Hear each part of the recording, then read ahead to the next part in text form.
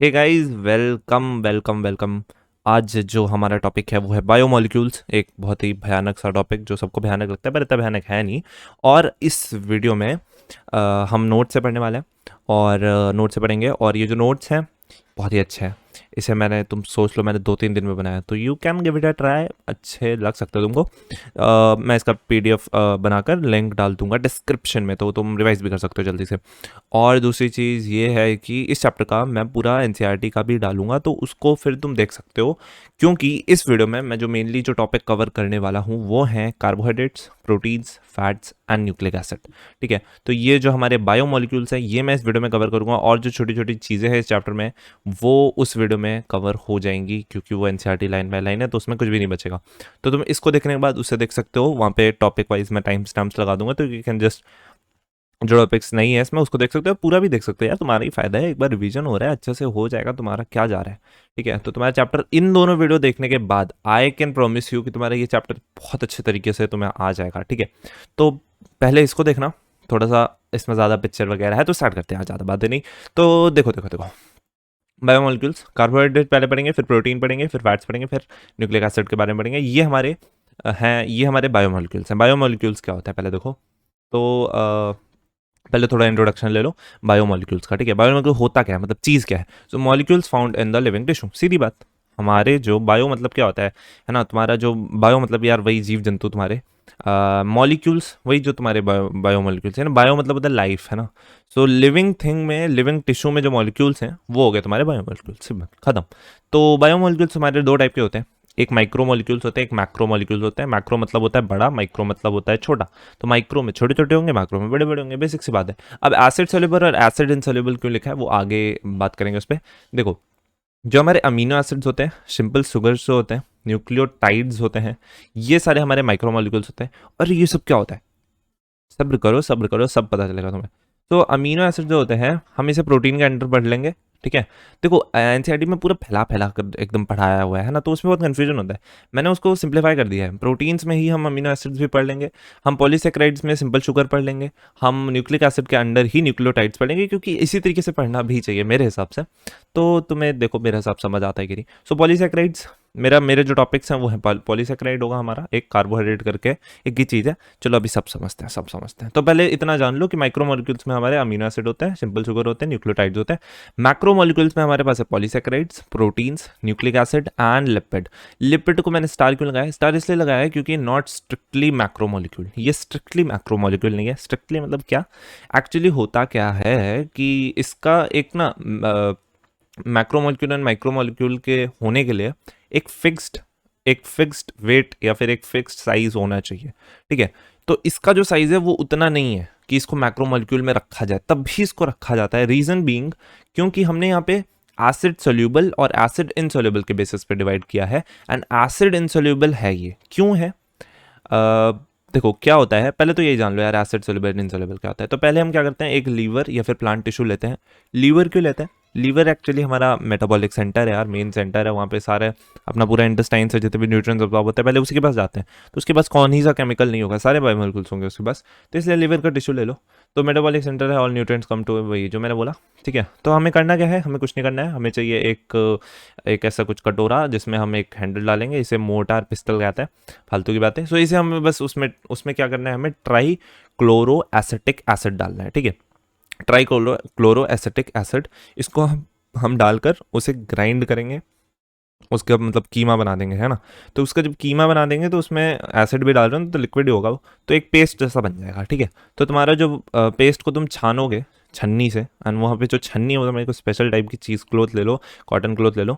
तो उसमें क्या होगा कि जो तुम्हारा बच जाएगा, मतलब कुछ चीज़ें छन जाती हैं, कुछ चीज़ें बच जाती हैं। तो जो तुम्हारा बच जाता है वो होता है एसिड इनसोल्यूबल पार्ट, एंड जो छन जाता है वो होता है एसिड सोल्यूबल। अब ये क्या है, देखो बड़े बड़े जो हैं वो उस क्लॉथ से नहीं निकल पाएंगे। हमने पहले बताओ ग्राइंड क्यों किया, हमने क्या किया कि वो जो हमारा टिश्यू में क्या होगा यार, सेल्स होंगे, तो सेल्स को हमने मॉलिक्यूल्स में तोड़ दिया, बायोमोलिक्यूल्स में, है ना। तो तोड़ दिया बायोमोलिक्यूल्स में। अब हम उन्हें छान के ये देख रहे हैं कि एसिड इनसोल्यूबल में बड़े बड़े मॉलिक्यूल्स आ जाएंगे, है ना। तो इसी को हम रेटेंटेट भी कहते हैं। ठीक है। एंड फिल्ट्रेट यानी कि एसिड सोल्यूबल में छोटे छोटे होंगे, वो सब छन जाएंगे, तो वो हमारे हो जाते हैं micro molecule, that is amino acid, simple sugar and nucleotides. ठीक है। एंड मैक्रो में हमारे पास आ जाते हैं पॉलीसेक्राइड एंड ये, तो ये सब हमारे एसिड इनसोल्यूबल में तो होते हैं। कहाँ पे होते हैं? एसिड इनसोल्यूबल, यानी कि जो नहीं छन पाए क्योंकि उनका साइज बड़ा था, समझे। अब देखो, जो अपना लिपिड होता है ना, ये नहीं छन पाता है, इसीलिए इसको मैक्रोमोलिक्यूल्स में रखा हुआ है। तो लिपिड क्यों नहीं छन पाता है? क्योंकि जब हम लिपिड को छानने जा रहे होते हैं तो देखो कुछ ऐसा होता है, लिपिड अपना मेनली सेल मेम्ब्रेन में रहता है। ठीक है। सेल मेम्ब्रेन में, वहाँ पर सेल मेम्ब्रेन को बनाने में उसका मेन रोल है। सो उसका क्या है, देखो यहाँ पे ये लिपिड की बाई लेयर है, जानते हो कि सेल मेम्ब्रेन कैसी बनी रहती है, ऐसे लिपिड का मॉलिक्यूल रहता है, बाई लेयर में अरेंज रहता है। ये जो मैंने बना रखा है ऐसा है ना, एक पूरा इस तरफ है, एक पूरा इस तरफ है, इसी को बाई लेयर कहते हैं। तो देखो, तो ऑर्गेनेल की भी मेम्ब्रेन होती है ना, वो भी वहाँ पे एनसीईआरटी में एग्जैक्टली अदर मेम्ब्रेन्स लिख दिया है वर्ड, तो मैं बोल रहा हूँ ऑर्गेनेल मेम्ब्रेन। तो ऑर्गेनेल मेम्ब्रेन भी मेनली लिपिड की बनी रहती है। ठीक है। So they have a variation but lipid bilayer is common in them. ठीक है। थोड़ा सा वेरिएशन रहता है, मतलब ऑर्गेनेल की जो मेम्ब्रेन होती है और जो सेल की मेम्ब्रेन होती है, थोड़ा वेरिएशन रहता है, बट मेनली सेम ही रहता है। ठीक है। नॉर्मली कॉमनली सेम रहता है, लिपिड तो होता ही है, इतना तो हम समझ गए। ठीक है। ओके, सो ग्राइंड करना है उनको, grind the cell in trichloro acetic acid, यानी कि Cl3COOH, ट्राइक्लोरो यानी कि 3 क्लोरीन। ठीक है। और फिर एसिटिक एसिड। ठीक है। तो देखो, एसिटिक एसिड होता है COOH। ठीक है। चलो चलो वो छोड़ो, केमिस्ट्री छोड़ो, बायो देखो। तो होता क्या है एक्चुअली, ये हमने जैसे ही इस पे अपना डाला और ग्राइंड किया इसे, तो ये छोटे छोटे टुकड़ों में टूट गया। पर ये जो टुकड़े हैं, जैसे ये टुकड़ा तुम्हें दिख रहा है, एक टुकड़ा यहाँ पे, एक मॉलिक्यूल यहाँ पे, एक मॉलिक्यूल, ये जो एक मॉलिक्यूल है ये तो तुम्हारा माइक्रो मॉलिक्यूल है। ये तुम्हारा एक्चुअली, अगर हम ये छन्नी से पास हो जाएगा तुम्हारी, है ना, जो तुम्हारा चीज क्लॉथ था उससे ये पास हो जाएगा। ठीक है। बट होता क्या है कि ये सारे मिल के वापस से मिल धुल के ये लोग बना लेते हैं वेसिकल्स। वेसिकल्स ऐसे राउंड राउंड से स्ट्रक्चर्स बना लेते हैं। एंड ये जो स्ट्रक्चर्स ये लोग बना लेते हैं, अब देखो पहले उनकी साइज कितनी थी, इतनी, अब साइज कितनी हो गई, इतनी हो गई, तो ये मैक्रो हो गया यार। तो इसलिए मैक्रो मॉलिक्यूल्स में ही देखा काउंट किया जाएगा, क्योंकि ये एसिड इनसॉल्युबल पोर्शन में मिलेगा, बट हम जानते हैं एक्चुअल में कि ये होता है माइक्रो। ठीक है। उसका एक मॉलिक्यूल तो माइक्रो होता है। चलो, ये चीज़ समझ आ गई। अब आ जाओ कार्बोहाइड्रेट है, अब होता है असली कहानी शुरू। तो तुमको अब पता चल गया, हम बायोमोलिक्यूल्स पढ़ने जा रहे हैं जिसमें हम carbohydrate, protein, fats and what, nucleic acid, इतना हम इसमें कवर करने वाले हैं। तो चलो पहले कार्बोहाइड्रेट। ठीक है। सो कार्बोहाइड्रेट्स में ये कंपाउंड्स होते हैं कार्बन, हाइड्रोजन, ऑक्सीजन के। ठीक है। मेनली तो इसमें तुम्हें देखो, कार्बोहाइड्रेट्स तुम्हें दो टाइप के मिलेंगे, स्मॉल और एक लार्ज। ठीक है। स्मॉल कार्बोहाइड्रेट मिलेंगे और कुछ लार्ज मिलेंगे, जिसको कॉम्प्लेक्स भी कहते हैं। तो पहले तो ये जानो कि कार्बोहाइड्रेट ना तुम्हारे बने रहते हैं मोनोसैकेराइड से। ठीक है। इसको जानने से पहले तुम ये जान लो पहले तो देखो, कार्बोहाइड्रेट्स को ही सैकराइड्स भी कहते हैं। क्या कहते हैं? सैकराइड्स, अगर मैं एस लगाऊं तो। शुगर क्या होता है? शुगर एक्चुअली होता है ना, एक्चुअली इन वर्ड्स में भी लोगों को कंफ्यूजन रहती है, कोई शुगर कार्बोहाइड्रेट को शुगर बोल रहे हैं। तो मैं बताता हूँ ढंग से। शुगर जो होता है, शुगर मेनली वर्ड यूज किया जाता है दो चीज़ों के लिए, मोनोसैकेराइड एंड डाइसैकेराइड। अब ये क्या होते हैं, अभी पता चल जाएगा तुम्हें। तो मोनोसैकेराइड एंड डाइसैकेराइड को अगर हम बोलना चाहते हैं तो हम उसके लिए कॉमन वर्ड यूज करते हैं शुगर्स। ठीक है। एंड कार्बोहाइड्रेट्स को ही सैकराइड्स बोल सकते हैं हम। क्या बोल सकते हैं? सैकराइड्स। तो कार्बोहाइड्रेट इज कॉल्ड सैकराइड। सो इसमें तुम्हारे मोनो भी होते हैं, डाई भी होते हैं, ओलिगो होते हैं, पॉली होते हैं। ये सब क्या होते हैं, जल्दी बताओ। हाँ, बता रहे हैं, सब्र करो। तो पहले तो जानो मोनोसैकेराइड। देखो, मोनो मतलब क्या होता है? मोनो मतलब क्या होता है? एक। मोनो मतलब क्या होता है? वन। ठीक है। ओलिगो मतलब क्या होता है? ओलिगो मतलब देखो यहाँ पे लिखा है फ्यू, थोड़ा सा, है ना, एक दो तीन ऐसे ही, एक से तो ज्यादा हो एटलीस्ट। पॉली मतलब क्या होता है? बहुत सारे, मैनी। तो देखो, मोनोसैकेराइड यानी कि एक शुगर, मतलब एक समझ लो कि एक कोई पर्टिकुलर मॉलिक्यूल है, एक है। ठीक है। Also called simple carbs. Carbs मतलब कार्बोहाइड्रेट। ठीक है। शॉर्ट में लिख दिया। तो मतलब इनको क्या कहते हैं? सिंपल कार्बोहाइड्रेट कहते हैं मोनोसैकेराइड को। इसके एग्जांपल्स हैं गैलेक्टोज, ग्लूकोज, फ्रक्टोज, राइबोज। मतलब कुछ नहीं यार, कुछ नहीं, बस एक मॉलिक्यूल है कोई, है ना। ये लो मैंने बना दिया एक डब्बा, दिस इज द मॉलिक्यूल जिसकी मैं बात कर रहा हूँ, और मैं बोल रहा हूँ कि वो मोनोसैकेराइड कहते हैं उसे हम। बस अभी मैंने इतना ही बताया। अब देखो, ओलिगोसैकेराइड क्या होता है? यहाँ पे फ्यू शुगर्स, यहाँ पे क्या होते हैं, जब एक दो डब्बे एक साथ जुड़ जाते हैं, जैसे ये एक डब्बा था, ये दूसरे डब्बे से जुड़ गया, ये तीसरे डब्बे से जुड़ गया, है ना, तो एक दो हो गए, तो हम इन्हें कहते हैं ओलिगोसैकेराइड। क्या कहते हैं? ओलिगोसैकेराइड। अब ओलिगोसैकेराइड में देखो डिपेंड करता है कि दो डब्बा जुड़ा है कि तीन। मान लो दो डब्बा जुड़ा है, मान लो दो डब्बे जुड़े हैं, तो हम उसे क्या कहेंगे? डाइसैकेराइड। क्या कहेंगे? डाइसैकेराइड। मान लो तीन डब्बा जुड़ा है, तो हम उसे क्या कहेंगे? ट्राइसैकेराइड। ट्राई मतलब तीन, डाई मतलब दो। ठीक है। अब देखो so they are made up of two mono, यहाँ पे मेनली इस ट्राइसेक्राइड की बात नहीं हुई एनसीईआरटी में, डाइसेक्राइड की बात हुई है, तो डाइसेक्राइड की बात कर लो। सो ये बने रहते हैं दो मोनोसेक्राइड के, समझ आ रहा है ना तुमको? मतलब ओलिगोसेक्राइड मोनोसेक्राइड से एक बड़ा टर्म है, मतलब बहुत सारे जब मोनोसेक्राइड मिलेंगे, मतलब बहुत सारे नहीं, दो मिलेंगे, तो 2 या 3 या 4, एक्चुअली ये वेरी करता है 2 से 9 तक, यहाँ पे लिखा ना 2 से 9, 2 से 9 मोनोसेक्राइड है ना। तो मैं बात करूं अगर 2 की, तो अगर 2 मोनोसेक्राइड्स मिलेंगे तो एक ओलिगोसेक्राइड बने, एक ओलिगोसेक्राइड बनेगा जो कि टाइप होगा डाइसेक्राइड का, क्योंकि उसमें दो मिलके बन रहे हैं ना। अब वो डाई ट्राई ये सब क्या हुए हमारे ओलिगो, तो मैं कह सकता हूं कि मोनोसेक्राइड मिलके ओलिगोसेक्राइड्स बनाते हैं, ओलिगोसेक्राइड्स भी अगर मिल जाए तो वो पॉलीसेक्राइड बनाते हैं, या मैं ऐसे भी कह सकता हूं कि बहुत सारे मोनोसेक्राइड्स मिलकर पॉलीसेक्राइड बनाते हैं। देखो सो मॉलिक्यूल्स बस जोड़ रहे हैं हम, ठीक है, कुछ मॉलिक्यूल्स हैं जिनको हम जोड़ रहे हैं। तो देखो इसका एग्जांपल देख लो पहले तो ओलिगोसेक्राइड का, तो हमें मिल जाएगा सुक्रोज, माल्टोज, लैक्टोज। ये ओलिगोसेक्राइड में 2 मॉलिक्यूल वाले का एग्जांपल है, यानी कि ये जो मैंने दिए ये तुम्हारे किसके एग्जांपल है? डाइसेक्राइड्स के। किसके? डाइसेक्राइड, यानी कि 2 सेक्राइड। Got it? अब चलो आगे। अब देखो पॉलीसेक्राइड 2 पार्ट में डिवाइड है, होमो पॉलीसेक्राइड, एक हेटेरो पॉलीसेक्राइड। देखो होमो मतलब होता है सेम, है ना, हेटेरो मतलब होता है डिफरेंट, एंड पॉलीसेक्राइड तुम्हें लगभग लगभग लगा कि पॉली मतलब ढेर सारे, सेक्राइड कुछ एक भैया मॉलिक्यूल वॉलिक्यूल बता रहे हैं, कुछ वैसा ही होगा, ठीक है। तो अभी देखो मैं सब समझ आएगा तुमको। अब यहाँ पर देखो, अब यहाँ पे तुम्हारा दिमाग खोलेगा। मोनोसेक्राइड्स के मैं एग्जांपल्स की फोटोज उठा लाया हूँ, जो कि इनमें से ये दोनों एनसीईआरटी में दे रखे हैं, तो तुम्हें थोड़ा थोड़ा आइडिया होना चाहिए। आई एम नॉट सेइंग कि तुम्हें याद ही होना चाहिए, करना है कर लो, तुम्हें बहुत टाइम है तो, बट ऐसा कोई खास क्वेश्चन आया नहीं है कि मॉलिक्यूल्स बना के दो, अब यार नीट में तो नहीं आएगा एटलीस्ट, तो याद करना है कर लो, नहीं करना मत करो। तो देखो मैं तुम्हें बस, लेकिन एक तुमको आइडिया होना चाहिए कि ये शुगर का मॉलिक्यूल है, तो आइडिया के लिए देखो इसमें तुम्हें इतना ध्यान में रख लो कि 6 मॉलिक्यूल्स, 6 कार्बन एटम्स हमारे ग्लूकोज में होते हैं। मैं तुमको दिखा क्या रहा हूँ? मैं तुमको दिखा रहा हूँ मोनोसेक्राइड्स। पहले तो मैंने तुमको ये बता दिया कि मोनोसेक्राइड से मिलकर ओलिगो बनते हैं, ओलिगो से पॉली बनते हैं। अब मैं तुमको मोनोसेक्राइड दिखा रहा हूँ कि ये मॉलिक्यूल जो मैं पहले डब्बे बोल रहा था, वो एक्चुअल में डब्बे क्या है, वो एक साइक्लिक सा स्ट्रक्चर है। एक साइकिल दिख रही है तुमको? तो एक साइक्लिक सा स्ट्रक्चर है जो कि जिसमें तुम्हें बीच में ऑक्सीजन भी लगा हुआ है, तो ये कोई कार्बन वाला साइकिल नहीं है। सो देखो इसमें तुम्हें दिख रहा है 6 कार्बन, एक यहाँ पर होगा, एक यहाँ पर होगा, 1 2 3 4 5, एंड यहाँ पर ये तुमको दिख रहा है ये 6, ठीक है, इधर चेन से बाहर जा रहा है, ये वाला है, ये 6 वाला, ठीक है। सो यहाँ पे 6 कार्बन तुम्हें दिख रहे हैं, ऐसे ही सब में लिख रखा है मैंने। इसमें फ्रक्टो, ये हमारा राइबोज है, राइबोज में तुम्हें 5 कार्बन दिख रहे हैं, एंड फ्रक्टोज में तुम्हें यहाँ पे 6 कार्बन दिखेंगे, ठीक है। सो ये हमारे कार्बन नंबर हो गए, ठीक है, इनको तुम थोड़ा सा ध्यान रखो, थोड़ा सा स्ट्रक्चर ध्यान रखो, और आगे बढ़ते हैं। तो ये हमारे हो गए मोनोसेक्राइड्स। क्या हो गए? मोनोसेक्राइड। बट देख लो एक बार, याद मत करो। अब बात करते हैं डिराइव्ड मोनोसेक्राइड। डिराइव्ड, देखो डिराइव्ड मतलब क्या होता है? किसी चीज से निकल के आ रहा है ना, कुछ चेंज वेंज होकर किसी चीज से निकल के आ रहा है, डिराइव होकर आ रहा है। तो डिराइव्ड मोनोसेक्राइड एक्चुअली होते हैं, मोनोसेक्राइड जो होते हैं उनमें कुछ चेंजेस कर देते हैं हम। क्या कर देते हैं? थोड़ा सा इधर तोड़ मड़ोड़ के थोड़ा सा चेंज कर देते हैं अपने इस्तेमाल के लिए, या फिर जिस जिस अभी उसका यूज़ है। सो यहाँ पे एग्जांपल्स है कुछ कुछ, जैसे कि डी ऑक्सी शुगर। क्या? D oxy sugar. तो डी ऑक्सी शुगर, इसका यूज़ तुमको समझ आएगा न्यूक्लिक एसिड में, तो वेट करो। तो पहले देखो राइबोज हमारा शुगर है। राइबोज क्या है? हमारा एक शुगर है, यानी कि मोनोसेक्राइड है। क्या है हमारा? एक मोनोसेक्राइड है। यहाँ पे मैंने नहीं दिखाया, यहाँ पे फ्रक्टोज दिखाया, ग्लूकोज, राइबोज, पर ये है तुम्हारा राइबोज भी देख लो। तो राइबोज जो है तुम्हारा, अगर मैं इसमें ये वाला तुमको एक हाइड्रोक्सियल ग्रुप दिख रहा है, हाइड्रोक्सियल ग्रुप क्या होता है? OH, ठीक है।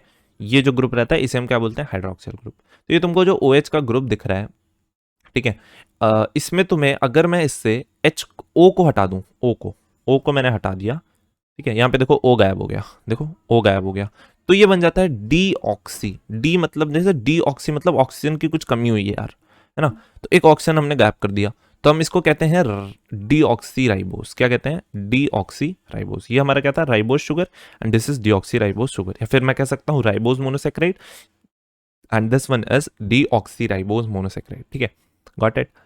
तो हाँ, यहाँ पे लिखा हुआ है ये जो तुम्हारा होता है ना, ये आरएनए में यूज होता है, एंड ये वाला जो शुगर होता है ये डीएनए में यूज होता है। कैसे कैसे कैसे तुम्हें अभी आगे समझ आएगा, थोड़ा सा जान लो। देखो आरएनए का नाम है ना, आरएनए का जो फुल फॉर्म होता है, जैसे डीएनए का जो फुल फॉर्म होता है वो क्या होता है? Deoxy ribo nucleic acid. RNA का राइबोज न्यूक्लिक एसिड है ना, राइबो न्यूक्लिक एसिड। सो जो राइबो न्यूक्लिक एसिड है ये इसी राइबो से आया है, एंड ये जो डीऑक्सी राइबो न्यूक्लिक एसिड है वो यहाँ ये डीऑक्सी से आया है, ठीक है, डीऑक्सी राइबो से आया है, समझ रहे हो? तो थोड़ा बहुत आया होगा, आगे और अच्छे से आ जाएगा जब तुम्हें पता चलेगा कि एक्चुअली डीएनए आरएनए होता क्या है। फिलहाल तुम्हें इतना समझ आ गया होगा, ठीक है। डिराइव्ड मोनोसेक्राइड्स, क्या डिराइव किया हमने, ऑक्सीजन हटा दिया, ठीक है। तो ये इस चीज को क्या कहते हैं, डीऑक्सीजनेशन, ऑक्सीजन को हटाना। तो अब अमीनो शुगर एक अलग टाइप का शुगर है, वही डिराइव्ड मोनोसेक्राइड की बात हो रही है। तो अमीनो शुगर जो होता है ना, यहाँ पे हमारा monosaccharide in which hydroxyl group is replaced with an amine group. क्या, हाइड्रोक्सियल ग्रुप इज रिप्लेस्ड, देखो समझ आएगा अच्छे से। इसका एग्जांपल है ग्लूकोसामाइन। तुमको ऐसे दिख रहा होगा यार, ग्लूकोसा कुछ कुछ ग्लूकोज जैसा दिख रहा है यहाँ पे मुझे, और अमीन जैसा दिख रहा है ना। तो तुम सही सोच रहे हो, ग्लूकोज एंड अमीन जैसा कुछ यहाँ पे तुम्हें मतलब ग्लूकोज में हम कुछ तोड़ मरोड़ करेंगे। यहाँ पे लिखा है ना, ग्लूकोज में जोड़ा अमीन OH हटाकर, ठीक है। तो यहाँ पे हमने OH लिया एंड उसे हटा दिया, भाग भाग यहाँ से। एंड इसमें हमने NH2 यानी कि अमीन, ये क्या होता है, NH2 हमारा अमीन ग्रुप कहते हैं, इसे क्या कहते हैं, अमीन ग्रुप। इसको हमने यहाँ पे लाकर जोड़ दिया पट्ट से, ठीक है। यहाँ पे पट्ट से जोड़ दिया, इसको चट्ट से हटा दिया, तो ग्लूकोज बन गया हमारा ग्लूकोसामीन। क्या बन गया, glucosamine, simple, got it. So easy सा था ना। तो ये होते हैं तुम्हारे ड्राइव्ड मोनोसेक्राइड। दो एग्जाम्पल है जो तुम्हें दिमाग में रखने हैं, ठीक है। अब चलो आगे, monosaccharide join by glycosidic bond है। अभी मैंने तुमको ये मतलब तुम्हें ऐसे एक्सप्रेशन देता हूँ मैं। अभी तुमने देखा कि मोनोसेक्राइड्स मिलके ओलिगो बनते हैं, ओलिगो मिलके पॉली बनते हैं। तो अगर मैं बोलूँ कि मोनोसेक्राइड जो है वो मैं डब्बे डब्बे जो जोड़े पड़ा था, ये जो मान लो, अब तो तुम थोड़ा बहुत स्ट्रक्चर समझ गए हो है ना, तो मैं ऐसा बना सकता हूँ। तो ये जैसे मैं डब्बे जोड़े पड़ा था, तो ये जो डब्बे जुड़ रहे थे ये किसी ना किसी बॉन्ड से जुड़ रहे होंगे, है ना। तो ये जो बॉन्ड्स हैं इन्हीं का नाम है ग्लाइकोसिडिक बॉन्ड। क्या नाम है, ग्लाइकोसिडिक बॉन्ड। तो it is formed by dehydration, dehydration मतलब यानी कि वाटर का रिमूव। यहाँ पे क्या हो रहा है, -H2O लिख देता हूँ मैं। डिहाइड्रेशन मतलब वाटर हट रहा होता हमें दिखेगा। देखो यहाँ पे एक मेरे पास मोनोसेक्राइड है, यहाँ पे भी एक मोनोसेक्राइड है। यहाँ पे हमारे पास जो मोनोसेक्राइड है वो हमारा पैरा ग्लूकोज, और यहाँ पर जो हमारे पास है वो भी हमारा पैरा ग्लूकोज, ठीक है। दो ग्लूकोज। अब देखो इन दोनों ग्लूकोज से एक से मैंने H हटा दिया एंड एक से मैंने OH हटा दिया। क्या गया, एक से मैंने H हटाया, एक से मैंने OH हटाया, यानी कि HOH मिलकर H2O बनाकर भाग जाएंगे, और ये हो गया डिहाइड्रेशन, ठीक है। अब यहां पर बन जाएगा बॉन्ड। ये जो बॉन्ड बना, ये क्या इधर चला गया, ये नहीं, ये नहीं, ये जो बॉन्ड बना ये होता है हमारा ग्लाइकोसिडिक बॉन्ड, ठीक है। तुम बस इतना दिमाग में रखो कि जब भी मोनोसेक्राइड ज्वाइन करते हैं तो वो ग्लाइकोसिडिक बॉन्ड से ज्वाइन करते हैं। कौन सा बॉन्ड, ग्लाइकोसिडिक। कौन सा बॉन्ड, ग्लाइकोसिडिक। एंड ये होता है डिहाइड्रेशन ऑफ वाटर, यानी कि वाटर यहाँ इस रिएक्शन में रिमूव हो रहा होता है। तो ये जो हमारे पास बना ना, ये भी जान लो, माल्टोज बना। क्या बना, maltose, which is a disaccharide. अब तुमको और क्लियर हो रहा होगा कि डाइसेक्राइड क्या है ना। It's a type of oligosaccharide जिसमें दो मोनोसेक्राइड दिखते हैं। जैसे तुमको एक दिख रहा है ये, है ना, एंड दूसरा दिख रहा है तुमको ये, तो दो मोनोसेक्राइड हैं तो डाइसेक्राइड, ठीक है, करेक्ट है। And which is a oligosaccharide, got it. अब पॉलीसेक्राइड की बात करेंगे। पॉलीसेक्राइड तुम्हारा बहुत सारे ऑलिगोसेक्राइड कह लो या बहुत सारे मोनोसेक्राइड कह लो, एक ही बात है। कैसे एक ही बात है, अरे यार देखो, मैं दो दो एक साथ जोड़ दूं तब भी एक लंबी सी चेन बन जाएगी डब्बों की, है ना। मतलब वो कहने वाली बात है। और मैं मतलब एक एक करके एक साथ जोड़ूं तब भी तो चेन ही बनेगी ना, तो मतलब चेन बनाने से मतलब है।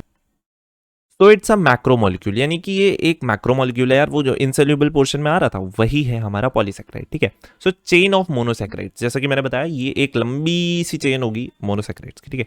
इट्स मे बी ब्रांच्ड हो सकती है, यानी कि देखो चेन है तो अब यहाँ जैसे चेन चलती जा रही है तो मे बी यहाँ से कोई ब्रांचिंग निकल है, यहाँ से कनेक्ट हो गया कोई, है ना, एंड यहाँ से फिर वो कंटिन्यू कर रहा है अपनी जर्नी, है ना, फिर एक यहाँ पे भी निकल गया, तो ये ब्रांचिंग हो गई, ठीक है। तो ऐसे भी दिख जाएंगे हमको और अनब्रांच भी दिख जाएंगे, ठीक है। Monosaccharides are linked by glycosidic bond, ये तो हो गई बात। Right end is called the reducing end. देखो ये याद रखने वाली चीज़ है। अगर मैं इस चीज़ को एक्सप्लेन करूँ मैं कर सकता हूँ, बट बहुत ही डीप में जाना पड़ेगा ना। इतना डीप में एनसीईआरटी से दे नहीं रखा है, आने के चांसेस भी कम ही है, मतलब इतना डीप से नहीं आएगा। तो तुम बस याद रखो इस चीज़ को कि राइट एंड को हम कहते हैं reducing and and the left and is called non reducing and. क्या बोलता है, यानी कि लेफ्ट एंड जो है हमारा वो नॉन रिड्यूसिंग है एंड राइट एंड जो हमारा वो रिड्यूसिंग है, गॉट इट। चलो तो अब देखो हमारा जो पॉलीसेक्राइड है, पॉलीसेक्राइड दो टाइप का मैंने बताया था ना, होमोसेक्राइड, हेटेरोसेक्राइड। तो अब इसको देखेंगे, ठीक है। होमो मतलब मैंने तुमको बताया था सेम सेम, है ना, एंड हेटेरो मतलब अलग अलग। तो होमो में क्या होमो होगा, क्या सेम होगा, तो same type of monomer. What is monomer, monomer क्या होता है, कोई भी एक पॉलीमर होता है, जैसे पॉलीमर है ना, बहुत सारे वो मोनोमर्स का बना रहता है। जैसे मैंने ये बॉल्स, मैंने वो, हाँ, जैसे कोई माला होती है ना गले की, तो उसमें बहुत सारे ऐसे छोटे छोटे बॉल्स लगे होते हैं, ठीक है, एंड ऐसे बॉल्स लगे हुए हैं। तो ये जो बॉल्स हैं ये मोनोमर्स हैं, एंड ये पूरा जो स्ट्रक्चर है ये क्या हो गया, ये हो गया हमारा पॉलीमर एंड एक पर्टिकुलर अगर मैं बॉल को बोलूं तो वो हो जाता है हमारा मोनोमर। क्या हो जाता है? मोनोमर। Got it? सो यहाँ पर तुम देख सकते हो, मतलब समझ सकते हो कि जो हमारा मोनोमर होगा वो ऑब्वियसली मोनोसेक्राइड ही होगा ना, क्योंकि मैंने बताया ना उन्हीं से जुड़ जुड़ के ये हमारे पॉलीसेक्राइड्स बने हुए। So same types of monomer in whole chain, पूरी चेन में सेम टाइप के, मतलब एक ही टाइप का मोनोसेक्राइड। अगर ग्लूकोज है तो ग्लूकोज की लंबी लंबी लंबी सी चेन होगी, है ना, और वो उसका हमारा क्या हो जाएगा? होमोसेक्राइड। ठीक है। एंड हेट्रो है तो उसमें ग्लूकोज भी आएगा, फिर अचानक से पता चला फ्रक्टोज आ गया, कोई भी आ गया, कुछ भी आ गया, तो उसमें हेट्रो है ना, डिफरेंट है। Chain consist of more than one type of monomer, दो से ज्यादा, मतलब एक से ज्यादा टाइप के मोनोमर हो सकते हैं। एंड इसमें किसी एक ही टाइप के होंगे, या तो ग्लूकोज हो लो या तो फ्रक्टोज हो लो, बट एक ही होंगे पूरी चेन में। ठीक है। तो इसके एग्जाम्पल्स हैं जो कि इंपॉर्टेंट है। तो हमारा पहला एग्जांपल है ग्लाइकोजन, दूसरा एग्जांपल है स्टार्च, तीसरा एग्जांपल है सेलुलोज, चौथा एग्जांपल है इन्युलिन, एंड पांचवा एग्जांपल भी इधर ही कहीं छुपा होगा, ये रहा चिटिन। ठीक है, चिटिन। तो इन सब की हम बात करेंगे। तो पहले एग्जांपल की बात करें ग्लाइकोजन, तो यहाँ पर यार 30,000, ठीक है, 30K ग्लूकोज के मॉलिक्यूल्स लगे रहते हैं ग्लाइकोजन में, एंड ये ब्रांच्ड होता है। ये क्या होता है? ब्रांच होता है। एस के ब्रांचेस निकले होते हैं। ठीक है, मतलब कोई एक चेन ब्रांचिंग हो रही है, कोई एक चेन की ब्रांचिंग हो रही है ना, तो ऐसे तुम समझ सकते हो कि इसका ब्रांचिंग सा रहता है, एंड 30,000 लगभग ग्लूकोज मॉलिक्यूल्स में होते हैं। तुम्हें वैसे मेनली पता है, तुम्हें ना इतना ही याद रखोगे कि ग्लाइकोजन एक होमोसेक्राइड, मतलब होमोपॉलीसेक्राइड है। इतना ही काफ़ी है, ये काफ़ी है। बट अगर तुम्हें और रखना है तो याद रखो कि 30 के ग्लूकोज का बना रहता है एंड ब्रांच होता है। ठीक है, तो ग्लाइकोजन क्या होता है? एक होमोपॉलीसेक्राइड। अगर मैं बात करूँ स्टार्च की, ठीक है, तो स्टार्च क्या होता है? It's a chain of glucose folds into form the helix. देखो स्टार्च में क्या होता है, जो ग्लूकोज की चेन है, ये जो अपनी चेन है ना, ये जो लंबी सी चेन है, कहीं खाली जगह छोड़ी नहीं है मैंने, तो ये जो चेन है लंबी सी, यही बस फोल्ड होकर ऐसे हेलिक्स बना लेती है। क्या बना लेती है? हेलिक्स। स्प्रिंग जैसा होता है ना, वैसे एक लंबी सी चेन को स्प्रिंग बना दिया। सो ऐसा कुछ अगर हमें देखने को मिलता है, ऐसा मतलब हमें स्टार्च में देखने को मिलता है। ठीक है, तो ये सेकेंडरी स्ट्रक्चर होता है। ये चीज़ तुमको प्रोटीन में समझ आएगी कि ऐसा क्यों हो रहा होता है। कुछ बॉन्डिंग्स होती है, मेनली हाइड्रोजन बॉन्डिंग्स। तो खैर खैर खैर, तो बस तुम इतना जानो कि जो स्टार्च होता है वो हेलिक्स स्ट्रक्चर बना लेता है ड्यू टू फोल्डिंग।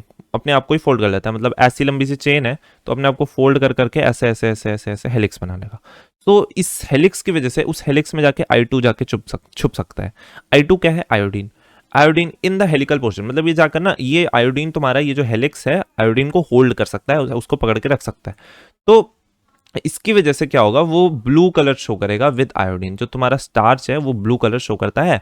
तुम किसी भी आलू पे अगर आयोडीन डालो, उसमें स्टार्च होता है ना, तो किसी भी ऐसे भी जहाँ पे भी जो भी मतलब होगा तुम्हारा, जिसके पास भी स्टार्च होगा, किसी भी वेजिटेबल फ्रूट के पास, तो जब अगर तुम उस पर आयोडीन डालोगे, so what will happen that it will turn blue. ठीक है, गॉट द रीजन, क्योंकि वो हेलिक्स में जाकर आयोडीन बैठ जाता है चुपके से। एंड हम बात करते हैं अब सेकंड हो गया, थर्ड सेलुलोज। ठीक है, सेलुलोज क्या होता है? पहले तो अनब्रांच्ड होता है, ग्लूकोज की लंबी सी चेन होती है, and structural element in plant cell wall. Cellulose हमारा क्या है? एक स्ट्रक्चरल एलिमेंट है हमारे प्लांट सेल वॉल का। ठीक है, प्लांट सेल वॉल में इसका प्राइमरी रोल है उसको बनाने में। ठीक है, सो काफ़ी इंपॉर्टेंट रोल है। सो प्लांट पल्प, देखो प्लांट पल्प से हमारा पेपर बनता है, तो यानी कि पेपर भी समझ सकते हो कि सेलुलोज से ही बनता है। ठीक है, सो और हाँ, इसका इतना ही था। अब बात करते हैं इन्युलिन की। ठीक है, थर्ड हो गया। फोर्थ इन्युलिन। इन्युलिन में याद रखो फ्रक्टोज का पॉलीमर होता है। ये एनसीईआरटी में है तो बहुत इंपॉर्टेंट है। ये फ्रक्टोज का पॉलीमर होता है। क्या होता है? फ्रक्टोज का पॉलीमर होता है। ठीक है, इन्युलिन। इन्युलिन क्या है? एक पॉलीसेक्राइड है। कौन सी पॉलीसेक्राइड? होमोपॉलीसेक्राइड। ठीक है, कंफ्यूज मत हो जाना, यहाँ मैंने हेट्रो की बात ही नहीं की है। इस पूरे पेज में हेट्रो नहीं है, बस ऊपर लिखा है हेट्रो की बात, नेक्स्ट पेज में है, एंड आई गेस नहीं है क्योंकि एनसीईआरटी में नहीं गिवन है हेट्रो के बारे में कोई खास नॉलेज, तो उसकी बात नहीं की है। यहाँ पे होमोपॉलीसेक्राइड्स की बात हो रही है, यानी कि ऐसे पॉलीसेक्राइड्स, ऐसी लंबी चेन जिसके मोनोमर एक ही हो, सारे मोती के दाने एक ही रंग के हो, ठीक है, एक ही तरह के हो। सो फ्रक्टोज का पॉलीमर है। It is not metabolised by us, so easily filtered using easily filtered. ये ना हम लोग इसे मेटाबोलाइज, हमारी बॉडी से मेटाबोलाइज नहीं करती, इससे किसी रिएक्शन में इसका कोई खास रोल नहीं है, ना प्रोड्यूस करती है, तो हमारी बॉडी इसे तुरंत एक्सक्रीट कर देती है, जिसकी वजह से इसका ना डॉक्टर्स वगैरह ने बड़ा सही यूज निकाल लिया है, एंड दैट इज किडनी की फंक्शनिंग टेस्ट करने के लिए इन्युलिन का यूज किया जाता है। ठीक है, चलो अब बात करते हैं कॉटन। अच्छा हाँ, सेलुलोज का बचा था ना, मेरे को लग ही रहा था। तो जो सेलुलोज होता है ना, इसमें cotton is made of cellulose. Cotton भी हमारा क्या है? सेलुलोज ही है। ठीक है, rayon, rayon is derived from cellulose. Rayon एक सिंथेटिक है ना, सिंथेटिक जो होता है क्लॉथ, एंड ये तुम्हारा डिराइव्ड है सेलुलोज से। सेलुलोज से ही डिराइव्ड है, कुछ चेंजेस किए हैं सेलुलोज में बट उससे ही डिराइव्ड है, ठीक है। तो ये सेलुलोज भाई बहुत ही इंपॉर्टेंट है, ठीक है, तो तुम इसे दिमाग में रखना। अब चलो, हाँ, ये I2 नहीं होल्ड कर सकता, सेलुलोज हमारा I2 नहीं होल्ड कर सकता है, इस वजह से कोई भी ब्लू कलर नहीं शो करता है इन प्रेजेंस ऑफ आयोडीन, ठीक है। तो अब बात करते हैं लास्ट, चितिन। चितिन, ठीक है। सो चितिन जो होता है ये होता है बेसिक यूनिट। बेसिक यूनिट होता है मतलब क्या बोलते हैं, बेसिक यूनिट जो होती है इसकी वो होती है N कंटेनिंग, यानी कि nitrogen containing glucose derivative. Nitrogen होता है इस ग्लूकोज डेरिवेटिव, मतलब ग्लूकोज का कुछ तोड़ मरोड़ किया, उसमें नाइट्रोजन भी ऐड किया, ठीक है। तो ऐसा कुछ एक इसका बेसिक यूनिट होगा, यानी कि बेसिक यूनिट मतलब मोनोमर, ठीक है। तो इसका कोई ऐसा मोनोमर होगा एंड उसका नाम है, इस ये जो N कंटेनिंग ग्लूकोज डेरिवेटिव है, इस पर्टिकुलर चीज का नाम क्या है, N acetyl glucosamine. N acetyl glucosamine. तो ये तुम्हें दिमाग में रखना है बहुत अच्छे से। और चितिन क्या होता है, chitin is the second most abundant organic substance. क्या होता है, second most abundant organic substance है ये, ठीक है। तो इसको भी तुम्हें याद रखना है। चलो प्रोटीन्स की बात करते हैं। तो प्रोटीन्स, हाँ हाँ, एक एक पॉइंट छूट गया। ये जो होते हैं ना, ये मतलब ये जो चितिन के बारे में बताया ना मैंने कि ये N एसिटाइल ग्लूकोसामाइन का बना रहता है। तो ये जो है ये तुम्हारा इसका इसका एक यूज़, इंपॉर्टेंट यूज़ है जो एनसीईआरटी में गिवन है, इसलिए बहुत इंपॉर्टेंट है। एंड वो है कि ये एक्सोस्केलेटन्स ऑफ आर्थ्रोपोड्स में इसका रोल होता है, ठीक है। मतलब उसका बना रहता है, उनका जो एक्सोस्केलेटन पता है ना, जो बाहर वाला स्केलेटन होता है, एक्सोस्केलेटन ऑफ आर्थ्रोपोड्स, ठीक है। तो ये पॉइंट तुम्हें दिमाग में रखना है कि ये आर्थ्रोपोड्स के एक्सोस्केलेटन में होता है, ये THRO होगा। सो ठीक है। सो इसमें वही तुम्हारे मकड़ी, मच्छर, यही सब फालतू के इंसेक्ट्स आते हैं। सो प्रोटीन्स की बात करते हैं फालतू के प्रोटीन्स की बात करते हैं। तो प्रोटीन्स बड़े प्यारी चीज़ है। At first see amino acid. देखो पहले हम अमीनो एसिड्स पढ़ेंगे फिर हम प्रोटीन पढ़ेंगे, तो बहुत अच्छे से समझ आएगा तुम्हें। तो अमीनो एसिड्स का ही बना रहता है ना प्रोटीन, तो इसी वजह से। So as they are building blocks of protein, वही चीज़ लिख दी मैंने जो मैंने बोला। तो देखो, this this is amino acid, this you seeing this colourful thing, this whole thing, this is amino acid, this is what, this is your प्यारा सा अमीनो एसिड। नाउ थोड़ा सा और डिटेल में चलते हैं, क्या है ये चीज़। तो इसमें तुम्हें सेंटर में कार्बन दिख रहा है। पहले तो ये जान जाओ कि ये सब्स्टिट्यूटेड मीथेन है। सब्स्टिट्यूटेड मीथेन क्या होता है, सब्स्टिट्यूशन लगता है क्लास में, तो एक कोई जो होता है उसकी जगह कोई और आ जाता है। तो जैसे ये सब्स्टिट्यूटेड मीथेन, मीथेन हमारे मेरे पास ये रहा, ये कार्बन लगा हुआ है, इससे बॉन्डिंग में तुम्हें 4 हाइड्रोजन बॉन्डेड दिख रहे हैं, ठीक है। ये हाइड्रोजन को उड़ा दो, है ना, इसको भी उड़ा दो, इसको भी उड़ा दो, ठीक है। अब इनकी जगह मैं लगा दूंगा NH2, यानी कि जो कि एक अमीनो ग्रुप है, एंड मैं लगा लूंगा COOH जो कि एक कार्बोक्सिलिक ग्रुप है ना। एंड मैं लगा दूंगा एक आर ग्रुप वेरिएबल ग्रुप होता है, कुछ भी हो सकता है, इसकी बात करेंगे। तो जो अमीनो ग्रुप है हमारा, ये हमारा बेसिक होता है ना, ये बेसिक कैरेक्टर लाता है इस पूरे मॉलिक्यूल में। एंड ये क्योंकि प्रोटॉन एक्सेप्टर होता है इस वजह से ये बेसिक होता है, ठीक है। NH2 can donate lone pair from N nitrogen से, ये अपने लोन पेयर जो है डोनेट कर सकता है, इस वजह से इलेक्ट्रॉन डोनर है तो इसलिए बेस कहते हैं इसको। तो या ये जो है हमारा कार्बोक्सिलिक ग्रुप, ये प्रोटॉन डोनर होता है, यानी कि H+ को ये डोनेट कर सकते हैं। तो यहाँ पे हम केमिस्ट्री नहीं पढ़ रहे हैं, वापस से सेम डायलॉग रिपीट तो इतना डिटेल में मत जानो, बस इतना जान लो तुम, अगर तुम्हें नहीं पता है, वैसे अगर तुमने पढ़ा है तो तुम्हें पता होगा। तो बस इतना जानो कि ये एसिडिक होता है एंड ये बेसिक होता है, ठीक है। इतना हमारे लिए इंपॉर्टेंट है फिलहाल तो, ठीक है। तो इतना जान जाओ। तो अब आगे देखो, अल्फा अमीनो एसिड सिंस, हाँ हाँ, पहले देखो देखो देखो, based on the nature of R group there are many amino acids. देखो आर ग्रुप जो है हमारा, ये वेरिएबल है क्योंकि, तो ये अलग अलग सा होगा। तो जैसे जैसे ये बदलता जाएगा, हम उस अमीनो एसिड को अलग अलग नाम देते जाएंगे और हम कहते जाएंगे कि बहुत सारे टाइप के अमीनो एसिड होते हैं। तो वही है, हर अमीनो एसिड में ये स्ट्रक्चर सेम रहते हैं, बस ये जो हमारा आर ग्रुप है ये हमारा वेरी करता रहता है कंटिन्यूसली, एंड उसकी वजह से हमारे पास बहुत सारे टाइप्स के अमीनो एसिड्स होते हैं, ठीक है। तो अमीनो एसिड, हाँ एक पॉइंट रह गया। सो हाँ, इसको कहते हैं ना, ये जो हमारा कार्बन है हम इसे अल्फा कार्बन कहते हैं, एंड इसकी वजह से हम पूरे स्ट्रक्चर को अल्फा अमीनो एसिड्स कहते हैं। पहले यहाँ पे अल्फा कार्बन क्यों कहते हैं? This carbon is called alpha carbon cause functional groups are attached to it. Functional group सारे के मतलब जो फंक्शनल ग्रुप है इसमें यार, इसमें एक ही तो कार्बन है, सभी इसी से जुड़ा है, तो फंक्शनल ग्रुप भी इसी से जुड़ा है ना, तो इस वजह से इसको हम क्या कहते हैं? Alpha carbon.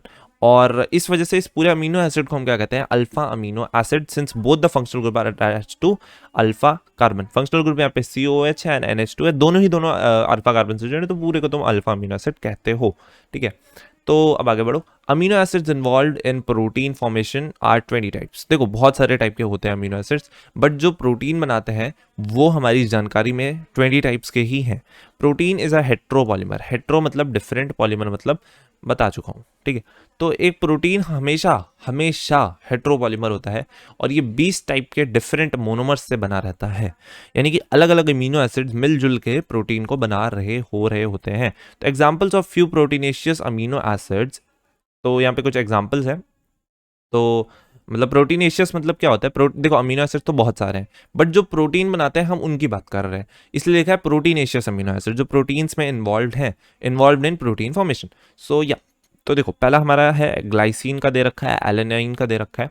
तो तुम्हें दिख रहा है, ये तुम्हें याद रखना है क्योंकि एनसीईआरटी में गिवन है। ठीक है, तो तुम्हें पता होना चाहिए। मे बी तुमसे ये स्ट्रक्चर पूछ ले और तुमसे बोले बताओ ये क्या है, ग्लाइसिन, एलेनाइन, सेरीन, तो यू मस्ट रिमेंबर कि अगर H ग्रुप लगा है R ग्रुप में, देखो R वेरिएबल है, वहाँ पे कुछ भी लग सकता है। ठीक है, तो R वेरिएबल है, तो अगर मैंने R पे H लगा दिया, क्या लगा दिया मैंने? H, यानी कि हाइड्रोजन। तो हाइड्रोजन अगर मैंने R ग्रुप पे लगा दिया तो मैं उसे क्या कहूँगा? ग्लाइसिन। क्या कहूँगा मैं उसे? Glycine. This you need to remember. CH3 अगर मैं लगा दूंगा तो मैं, CH3 क्या एक मिथाइल ग्रुप है ना, तो ये अगर मैं R ग्रुप की जगह लगा दूंगा तो मैं उसे क्या कहूँगा? एलानाइन। ठीक है, अगर मैं वहाँ पर लगा दूंगा हाइड्रोक्सी मिथाइल, क्या लगा दूंगा? हाइड्रोक्सी मिथाइल, हाइड्रोक्सी मिथाइल, समझ रहे हो? तो अगर मैं ये चीज लगा दूंगा तो मैं उसे कहूंगा सिराइन। क्या कहूंगा? सिराइन। तो ये तुम्हें याद रखना है बहुत अच्छे से।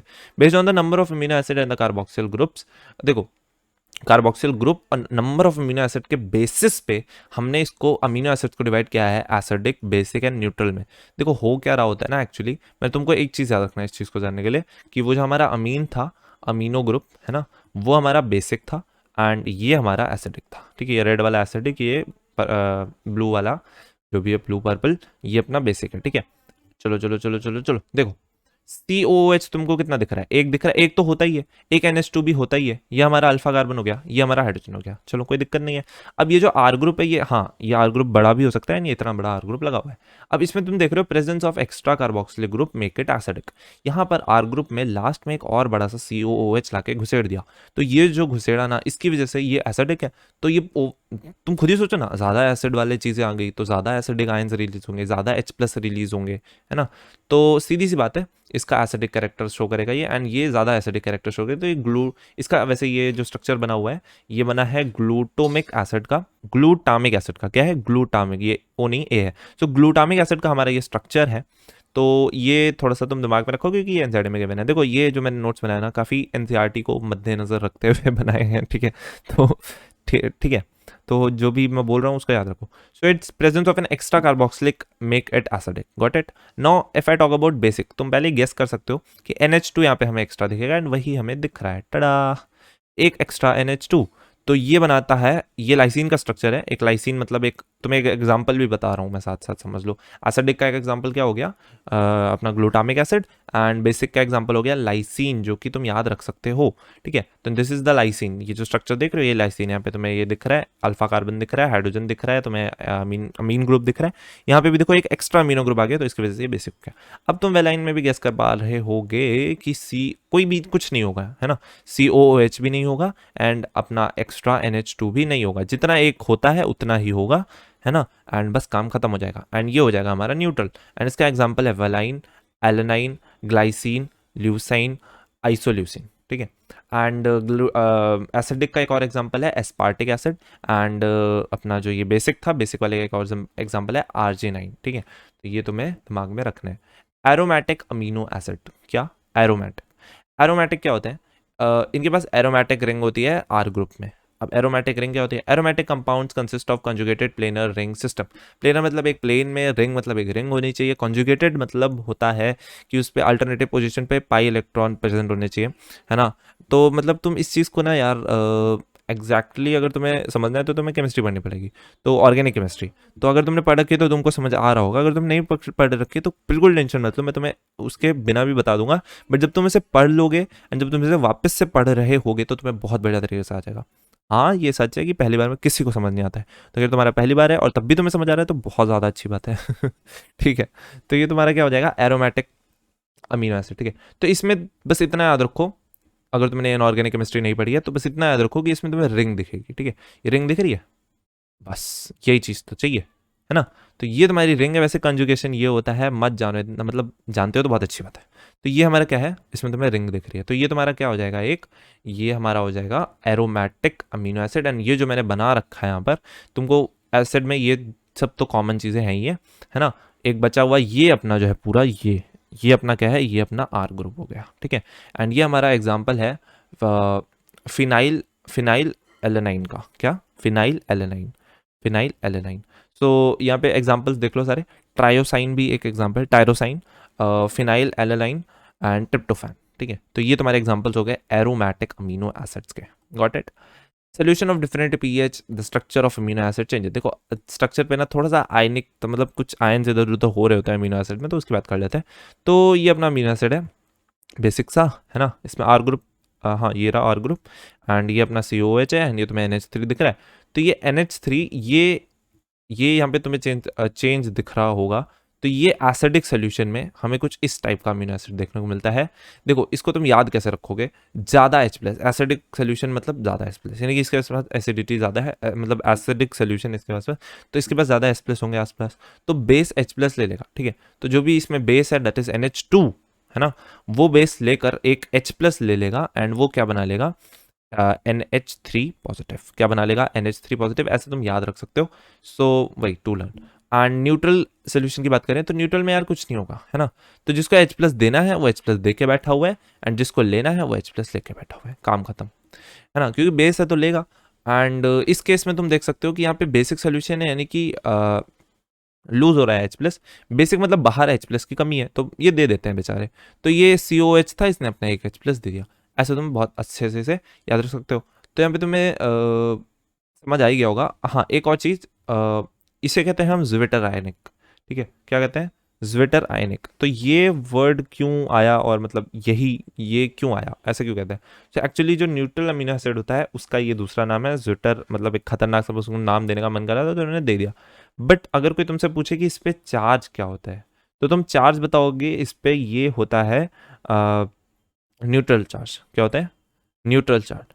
मतलब कैसे? देखो यहाँ पे एक पॉजिटिव दिख रहा है, यहाँ पे एक नेगेटिव दिख रहा है, तो ओवरऑल जो अपना अमीनो एसिड है वो न्यूट्रल होता है, बट यहाँ पर एक जगह पॉजिटिव होता है एक जगह नेगेटिव होता है, ये भी तुम्हें पता होना चाहिए। इस केस में नेगेटिव कह सकते हो, यहाँ पे तुम्हें एक नेगेटिव दिख रहा है एक कोने में चिपका हुआ, एंड यहाँ पे तुमको एक पॉजिटिव भी दिख रहा होगा। तो ये हो गया तुम्हारा एसिडिक, न्यूट्रल एंड बेसिक। ठीक है, तो बीच वाले को क्या कहते हैं जो कि न्यूट्रल वाला है? ज्विटर आयनिक। चलो, अब अमीनो एसिड जो तुम्हारे 20 टाइप के हैं इसको डिवाइड कर रखा है जैसे एसेंशियल एंड नॉन एसेंशियल में। किसमें? Essential and non essential. तो एसेंशियल जो होते हैं यानी कि वो हमारी बॉडी में चाहिए, है ना, एसेंशियल है, जरूरी है। तो क्यों एसेंशियल है? देखो तुम मतलब वो चीज चाहते हो जो तुम खुद नहीं क्रिएट कर पाते हो, है ना। So it can't be made by the body, essential in a diet. मतलब यहाँ पे जो एसेंशियलिटी की बात की है, नॉन एसेंशियलिटी की बात की है, किस बेसिस पे की है? किस बेसिस पे की है? हमारी डाइट की बेसिस, मतलब डाइट में होना चाहिए, डाइट में एसेंशियल है, डाइट में नॉन एसेंशियल है। क्यों? क्योंकि जो डाइट में एसेंशियल होगा वो हम क्योंकि नहीं बना पा रहे हैं, इसलिए हम जबरदस्ती डाइट से ले रहे हैं, है ना। मतलब हम उसे नहीं बना सकते तो हम उसे डाइट से ले रहे हैं, भाई डाइट में होना ही चाहिए। जो हम बना ले रहे हैं, जो कि सिंथेसाइज हो पा रहा है बॉडी में, उससे तो कोई हम मतलब डाइट में हो ना हो कोई फर्क नहीं पड़ रहा है, तो वो हमारे नॉन एसेंशियल हो गए। कुछ एक और होते हैं भाई, सेमी एसेंशियल। क्या होता है? सेमी एसेंशियल भाई साहब है ये। एंड सेमी एसेंशियल में दे आर सिंथेसाइज स्लोली, धीरे धीरे बनते हैं, मतलब खा लो तो अच्छी बात है, नहीं तो वो धीरे धीरे बन भी रहे हैं, ऐसा नहीं है, तो थोड़ा सा एसेंशियल है कह सकते हो इस तरीके से। So making connection putting things together. हाँ यहाँ पे एक सिंथेसाइज्ड मतलब लिखा है, कई लोगों को ये नहीं पता होता है, मतलब पता रखो।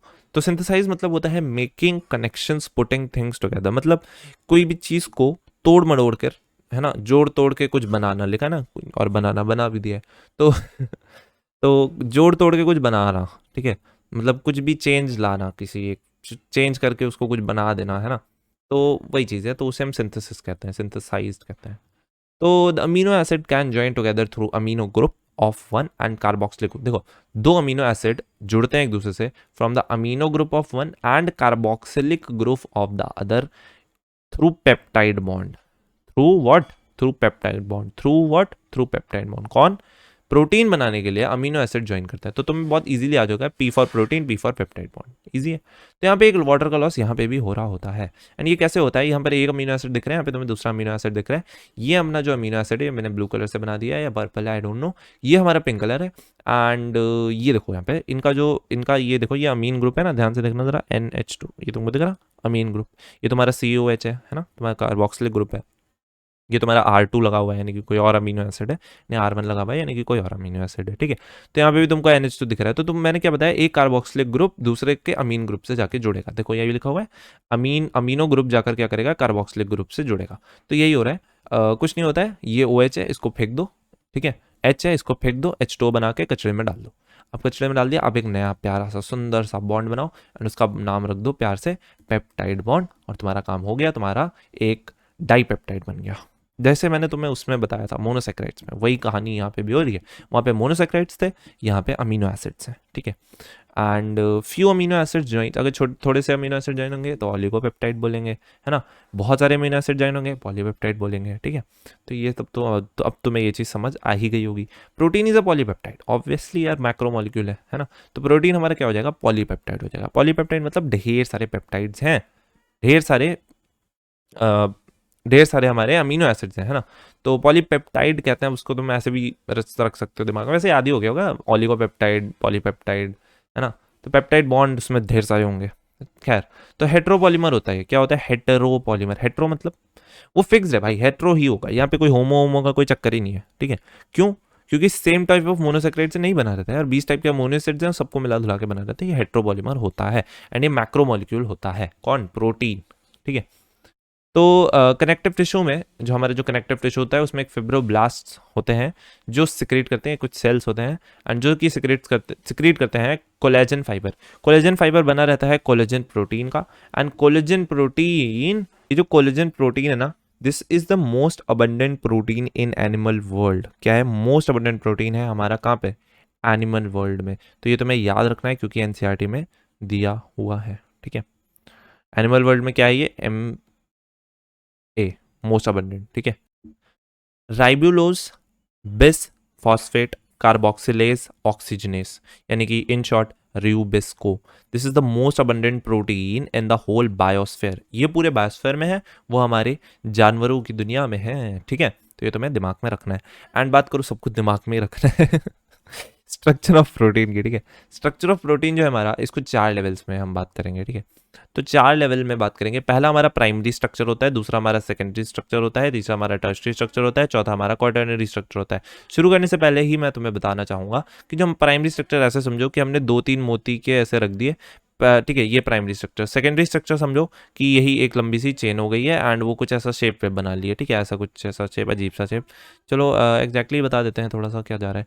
तो मतलब वो जो हमारी चेन है वो लंबी हो गई एंड उसने कुछ ऐसा ऐसा राउंड से शेप बना लिया, ठीक है। Secondary structure. Tertiary structure, tertiary में तुमको थोड़ा और दिख जाएगा, है ना, थोड़ा और फोल्डिंग है, अलग अलग शेप ले लिया, 3D स्ट्रक्चर हो गया। एंड क्वाटर्नरी स्ट्रक्चर में यही प्रोटीन और 1-2 प्रोटीन के साथ मिलकर भाईचारा निभाकर एक बड़ा सा प्रोटीन बना लेगा।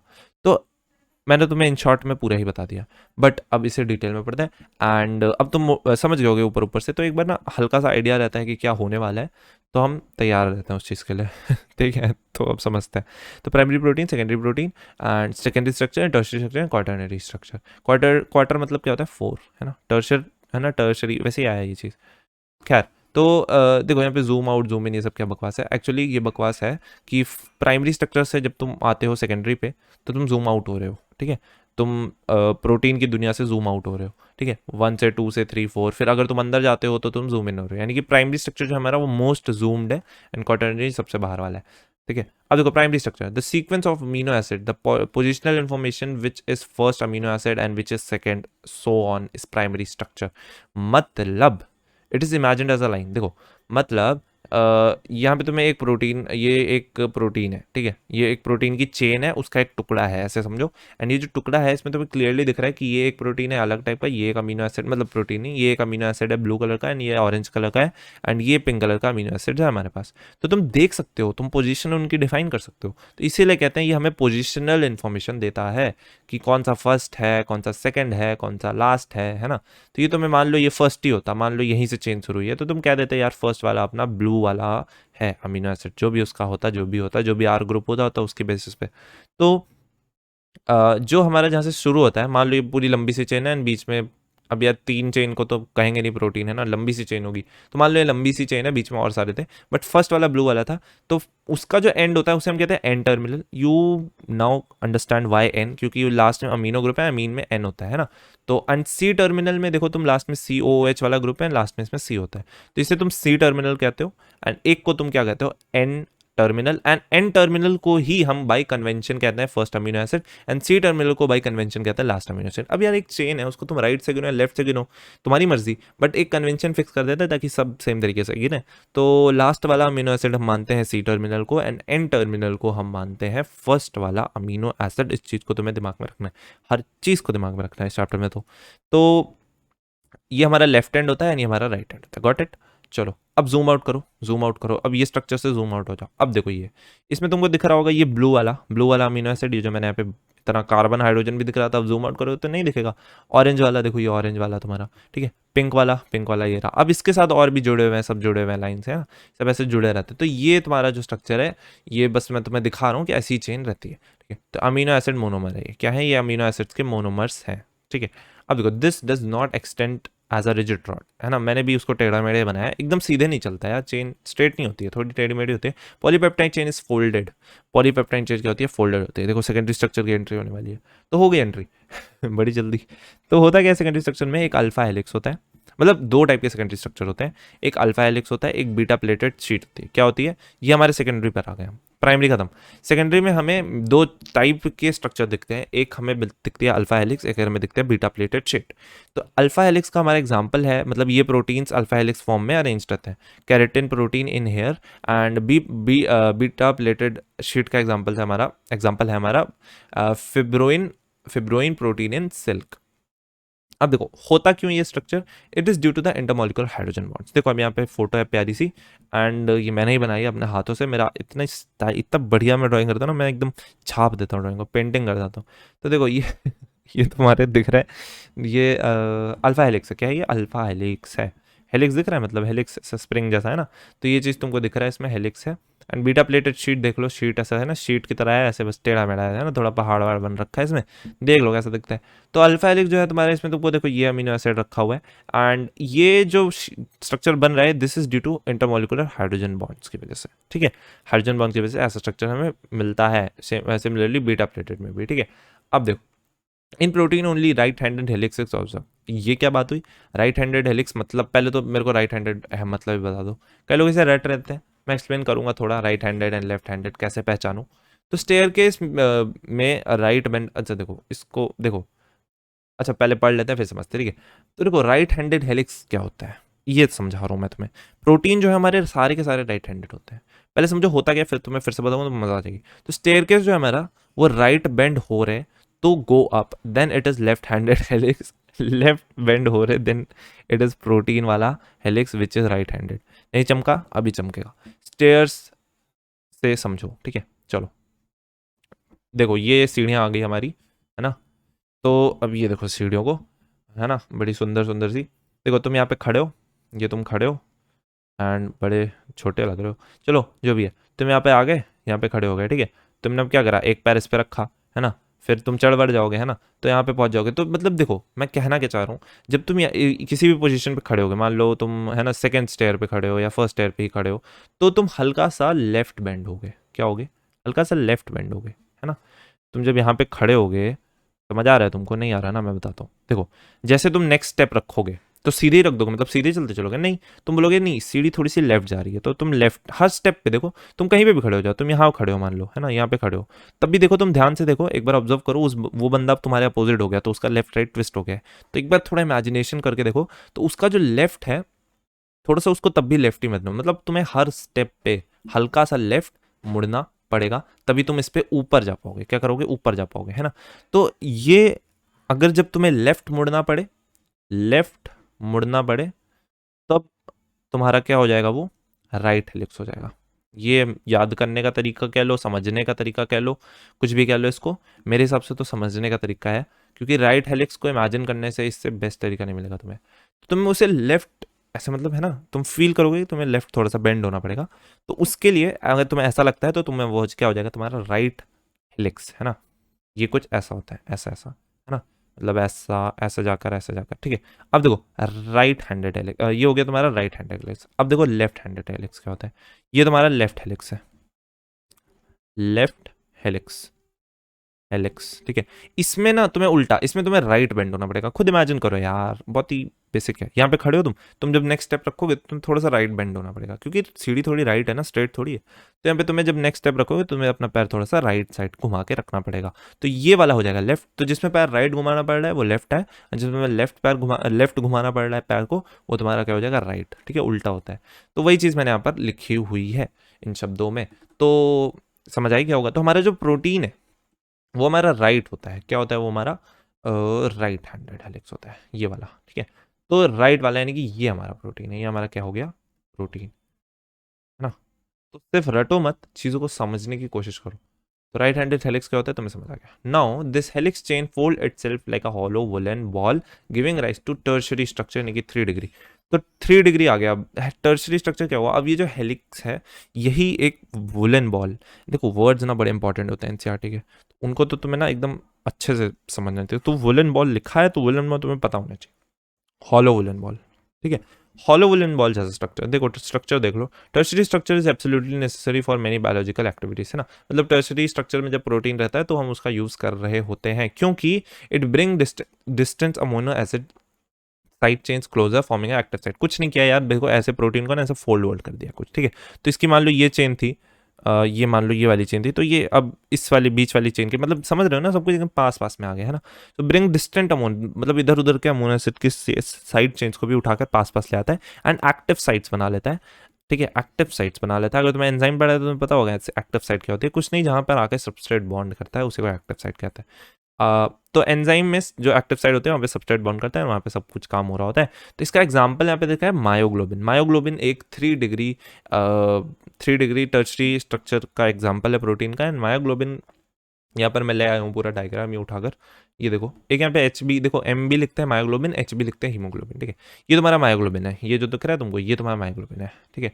एंड ये देखो इधर ये मायोग्लोबिन है, ये तुम्हारा हीमोग्लोबिन। हीमोग्लोबिन थोड़ा बड़ा सा दिख रहा है, हाँ, क्योंकि ये क्वाटर्नरी है, ये 4 डिग्री है। एंड ये जो मायोग्लोबिन है तुम्हारा 3 डिग्री यानी कि टर्शरी स्ट्रक्चर है। देखो पहले इसको देखो मायोग्लोबिन को, तो मायोग्लोबिन दिख रहा होगा, इसमें तुम्हें हेलिक्स भी दिख रहा होगा, है ना। एंड हेलिक्स भी फोल्ड वोल्ड करके ऐसे कुछ सेट कर दिए है ना। और एक चीज़ दिख रही होगी कि कई कई जगहों पे हेलिक्स नहीं है, एक स्ट्रेट चेन भी है, तो ये भी होता है। हर जगह हेलिक्स, हर जगह 2 डिग्री, हर जगह 3 डिग्री नहीं होता है। बट ये जो ऐसे पूरा एकदम मिला दिया है, इसी चीज़ को हम क्या कहते हैं? ये तुम्हारा टर्शरी स्ट्रक्चर है, समझ रहे हो, है ना। मतलब बताया था ना, समझ ही गए होगे वैसे अभी तक। तो ये तुम समझ गए, ये तुम्हारा टर्शरी स्ट्रक्चर ऐसा दिखेगा कुछ कुछ ऐसे ना।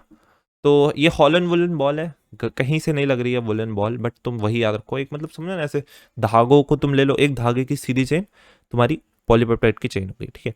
उसी धागे की चेन को तुम ऐसे अपनी उंगली पे लपेट लो, वो तुम्हारा क्या हो जाएगा? टर्शरी। उसी उंगली पे लपेटे हुए को बाहर निकाल के एक रोल बना के रख दो, वो तुम्हारा हो गया क्या था? अरे नहीं, टर्शरी की बात कौन सा है? प्राइमरी सेकेंडरी, अरे फिर से प्राइमरी। प्राइमरी क्या है? जब एकदम छोटी सी तुम्हारा थ्रेड है, ठीक है, ठीक है।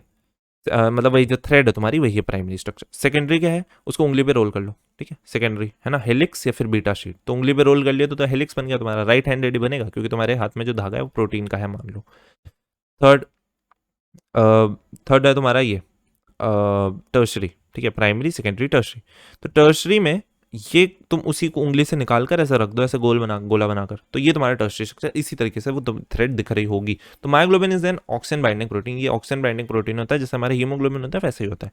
And it's located mainly in muscles में होता है हमारे, and serves as local oxygen reservoir till the blood provide the, मतलब लोकल ऑक्सीजन रिजर्वायर हमारे मसल में रहता है, ऑक्सीजन को पकड़ के रखे रहता है। एंड इनके पास भी आयरन का होता है, आयरन का, तो वो ऑक्सीजन को ऐसे पकड़ के रखा है, यहाँ पे दिख भी रहा है वैसे, ये ऑक्सीजन को पकड़ के रखा हुआ है, तो ऐसे पकड़ के रख के रहता है।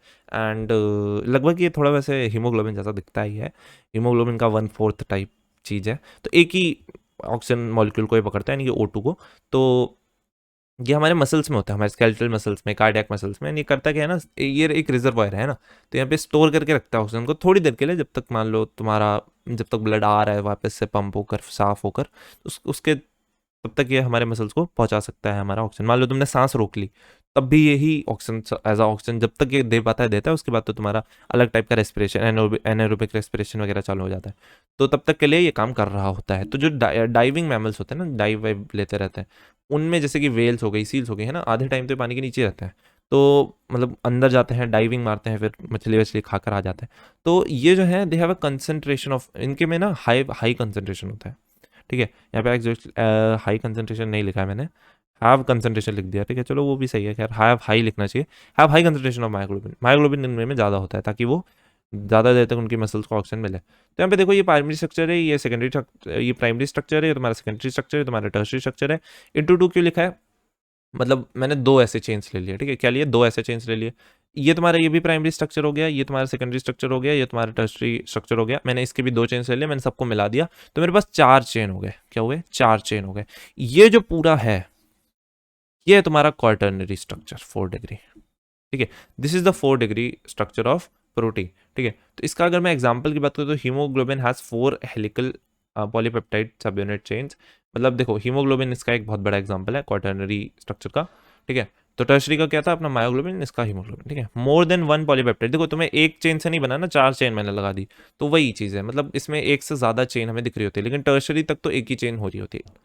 तो इसमें क्या होता है, मोर देन 1 पॉलीपेप्टाइड चेन, यानी कि पॉलीपेप्टाइड चेन को वैसे सब यूनिट भी कह सकते हो तुम इन quaternary structure. They are arrange with respect to each other, ठीक है, कुछ एक तो दूसरे के रिस्पेक्ट में अरेंज रहता है, ठीक है। तो ये क्वार्टरनरी स्ट्रक्चर है, हो गया हमारा, जिसमें एक से ज्यादा पॉलीपेप्टाइड चेन। देखो तुमने देखा ना, प्राइमरी सेकेंडरी टर्शरी, उनमें एक ही चेन थी, वही अपना फोल्ड वोल्ड हो रही थी। बट क्वार्टरनरी थोड़ा सा अलग है, इसमें बहुत सारे ऐसे, तुम ऐसे समझ सकते हो कि बहुत सारे टर्शरी स्ट्रक्चर आकर अलग अलग पॉलीपेप्टाइड चेन के जुड़ गए, ठीक है। तो यहाँ पे हीमोग्लोबिन का देखो, ये रेड ब्लड सेल तुम्हारा, इसमें तुम्हें दिख रहा है अल्फा चेन है ना, इसके पास 2 अल्फा चेन होती है, देखो यहाँ पे 2 अल्फा चेन है एंड 2 बीटा चेन होती है, ठीक है। ये 2 बीटा चेन हो गई तुम्हारी, एंड बाकी तुम्हें ध्यान देने की जरूरत नहीं, आयरन एटम वगैरह होते हैं ये सब, ठीक है। तो अब बस चलो न्यूक्लिक एसिड की बात करेंगे, ठीक है। तो न्यूक्लिक एसिड तुम्हारा 2 टाइप का होता है, एक डीएनए का आरएनए। डिफरेंस रहता है शुगर में, है शुगर, शुगर कहाँ से आ गया, DNA RNA, RNA DNA RNA की बात हो रही है, शुगर कहाँ से आ गया। एक्चुअली होता क्या है, it's a polymer of nucleotides. पहले तो इसको तुम समझोगे तब तुम्हें समझ आएगा कि एक्चुअली जो न्यूक्लिक एसिड बना रहता है, पॉलीमर बना रहता है, यानी कि डीएनए आरएनए या फिर डीएनए कह लो, तो डीएनए हमारा न्यूक्लियोटाइड्स का बना रहता है, ठीक है। तो न्यूक्लियोटाइड्स में हमारे पास न्यूक्लियोटाइड किसका बना रहता है, वो फॉस्फेट ग्रुप का बना रहता है, शुगर का बना रहता है, ओ अब समझा, और बेस का बना रहता है, ठीक है। तो अब फॉस्फेट ग्रुप जो है ये फिक्स है, फॉस्फोरिक एसिड है, ये तुम्हारा ग्रुप है, ये तुम्हारा फिक्स्ड है, एंड ये ही होता है डीएनए में भी, आरएनए में भी। अगर मैं फॉस्फेट ग्रुप बोल रहा हूँ और कोई इसका कुछ नहीं है, बहुत सिंपल सा आदमी है, हर न्यूक्लिक एसिड में होता है, यानी कि डीएनए आरएनए दोनों में होता है।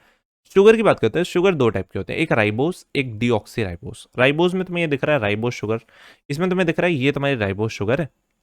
डीऑक्सी राइबोस में एक छोटा सा, बहुत छोटा सा डिफरेंस है। इसको मैंने, अगर तुम्हें याद हो तो पॉलीसेकेराइड में मैंने ये चीज़ बताई थी, मतलब बताया था, न्यूक्लियोटाइड में ये चीज़ समझ आएगी कि ड्राइव्ड का इसका यूज़ क्या है। तो देखो यहाँ पे एक OH है, यहाँ पर देखो एक सिर्फ H है, दिस इज द थिंग, है ना। तभी हम क्या कहा था ना मैंने, ऑक्सीजन का माइनस हो गया डीऑक्सी, तो यही हो रहा है, एक ऑक्सीजन हटा दिया तो हमें मिल गया डीऑक्सी राइबोस। इसी से डीएनए का नाम आया, है ना, डीऑक्सी राइबो न्यूक्लिक एसिड।